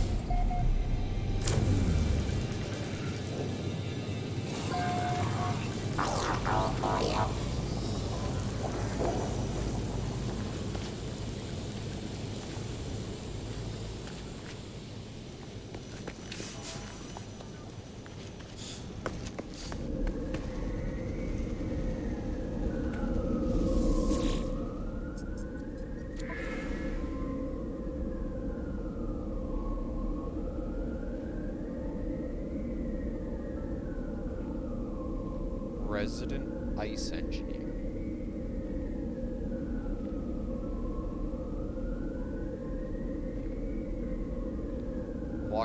This guy blockaded himself in the overseer's office.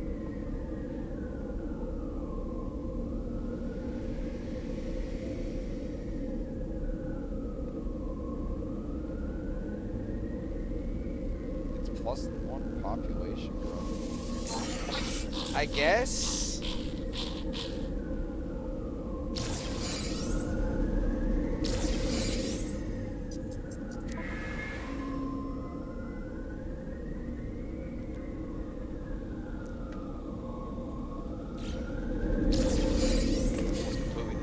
That debt.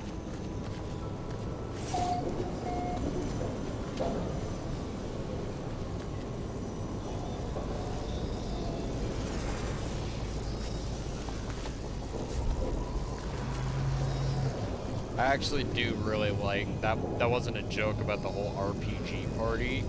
It literally seems like your character's slowly building up some sort of, you know, group, like combat group that moves together with you. The drone doesn't really do too much at this present time beyond talk to you, but it's still nice. I want to see what this bar looks like. Ah, Viking dancing. All right, I have officially seen everything in the No Man's Sky universe. Oh shit. Oh man, walking in and seeing that is just officially made my day. Oh, I just saw friggin' basically the No Man's Sky equivalency of a Klingon dancing.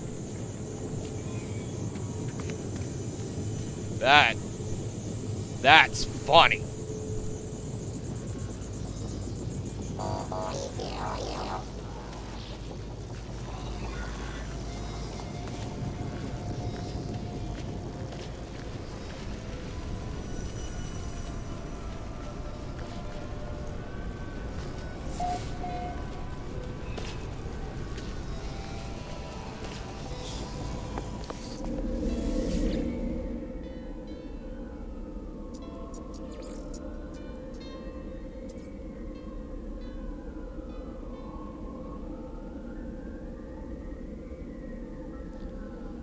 Alright, we're gonna trim off Gym Outpost because there's literally no purpose to it.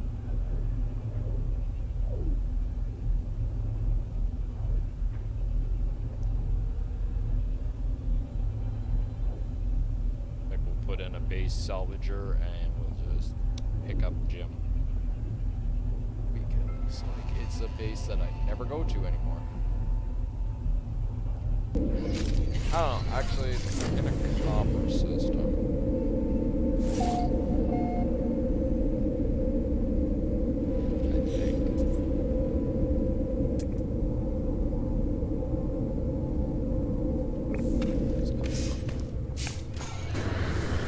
I think.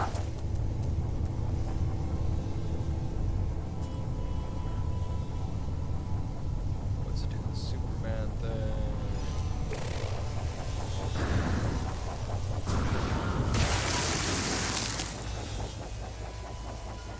Hi, Sandworm. That's cool. Now I remember why I was living here.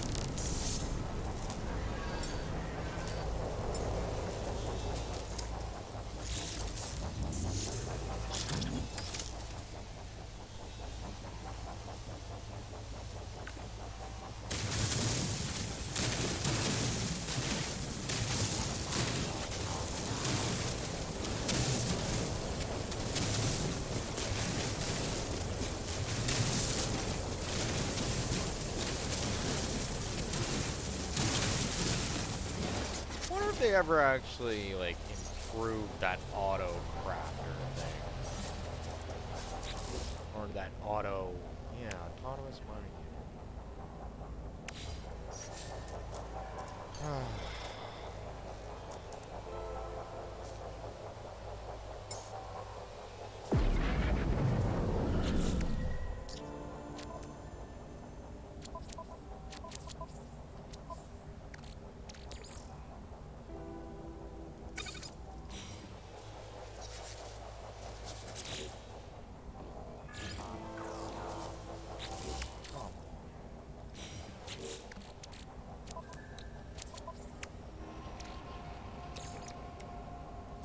Product constructed.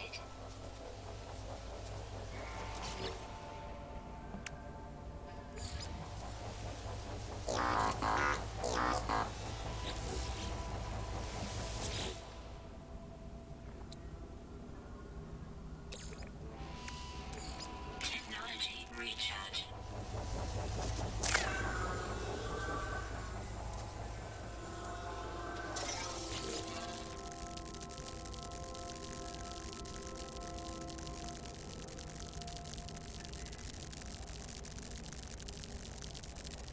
Wow. They really didn't do very much with this. I'm actually kind of thoroughly disappointed.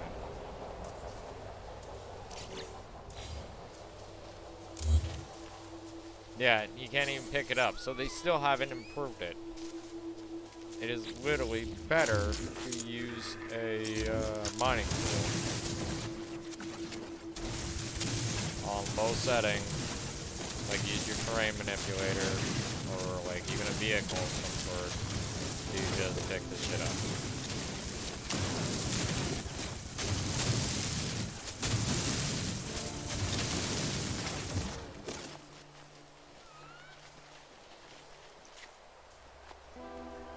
Kind of disappointed, really.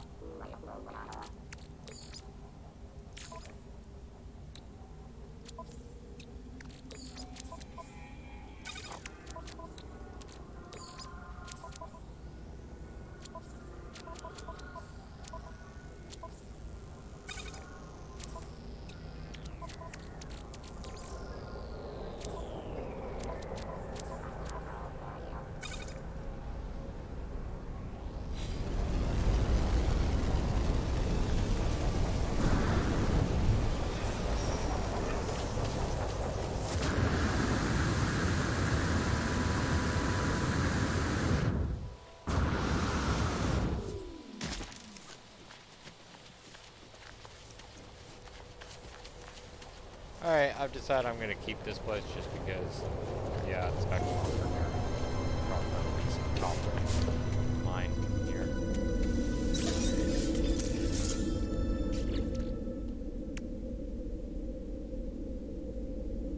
There's sometimes anything in it.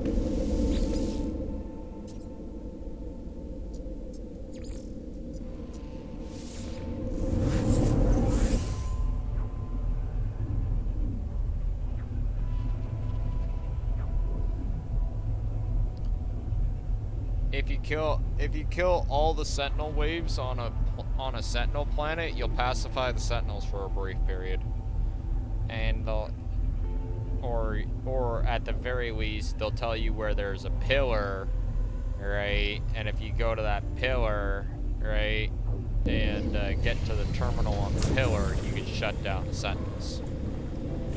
Like on that planet. Doesn't necessarily mean it's gonna be the rest of the system though. And if you leave that planet, it resets. So do keep that in mind.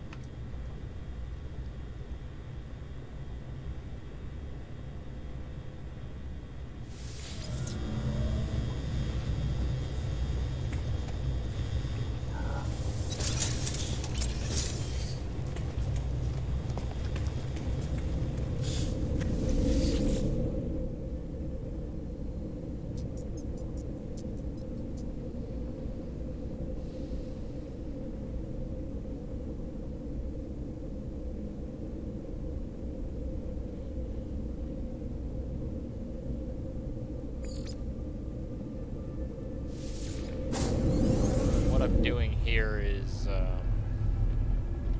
This is someone I always recommend that you should always do this, no matter what you're doing, whether you're a base monopoly guy or just a nomad like myself. Anyone that has bases, right? Always make sure, even if you have like a big hydroponics on your freighter, to organize, like figure out what's in each system for your bases, right? And then organize that accordingly. Like for instance, this place is called Green Reach. I'm about to actually rename it Green Reach, but in brackets beside it, it's going to say what specific metal I get in that system, what the stuff is, right? And this keeps me organized and prevents me from making more bases than I actually need to make. It's like, do I really need a copper base? No, I have a copper base here.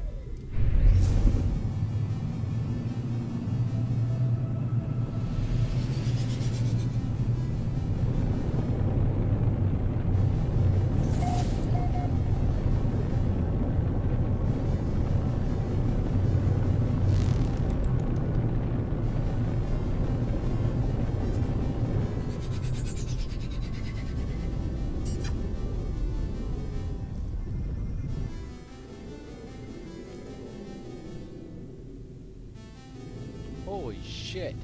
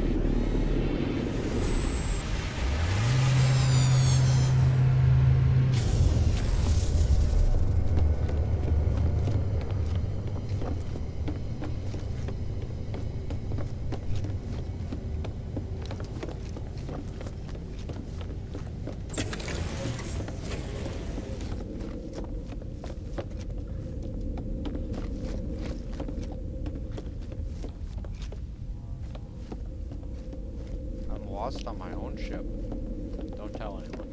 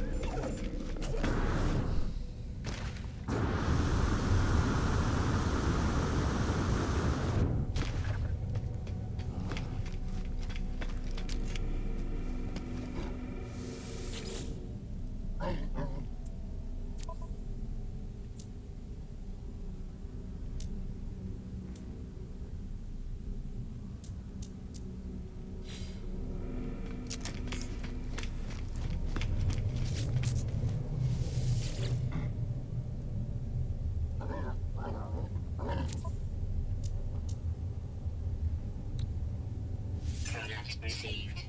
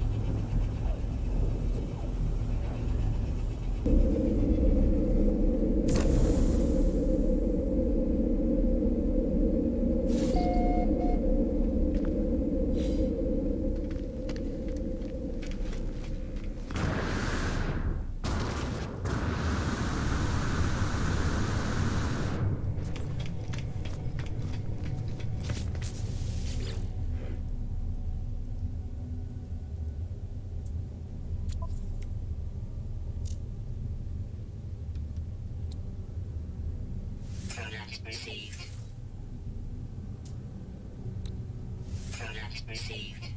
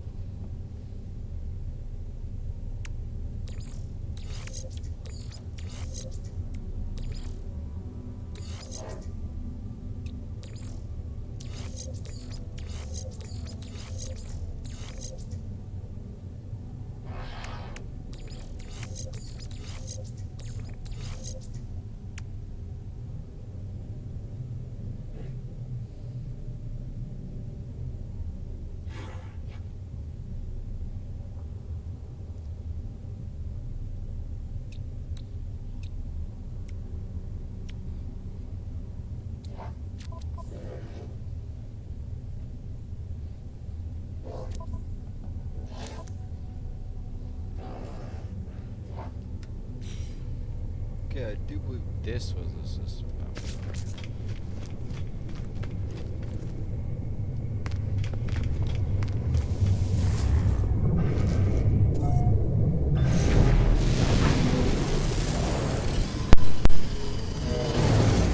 I'm trying to find out where we left off.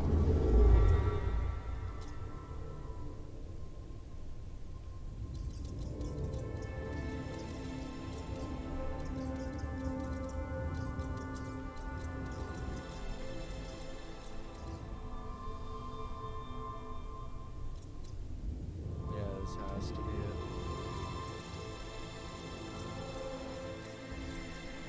Alright, well, we'll still keep punching through wormholes until we get to where we're going. From here and now, I will call in the fleet to here to mark the star system. And then I'm going to go for a brief bathroom break. I'm going to reinitialize the stream so that I can set the goals and stuff. And then we will go. Continue bombing black holes, doing all sorts of fun stuff.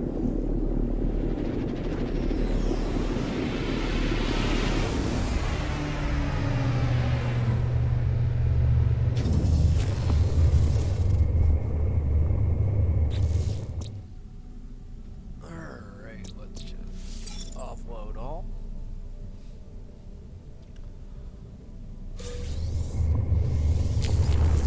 Make sure we save. Exit out, and I will be right back. Just gonna restart the stream and get the follower goal all reset. So I'll talk to you guys in a bit.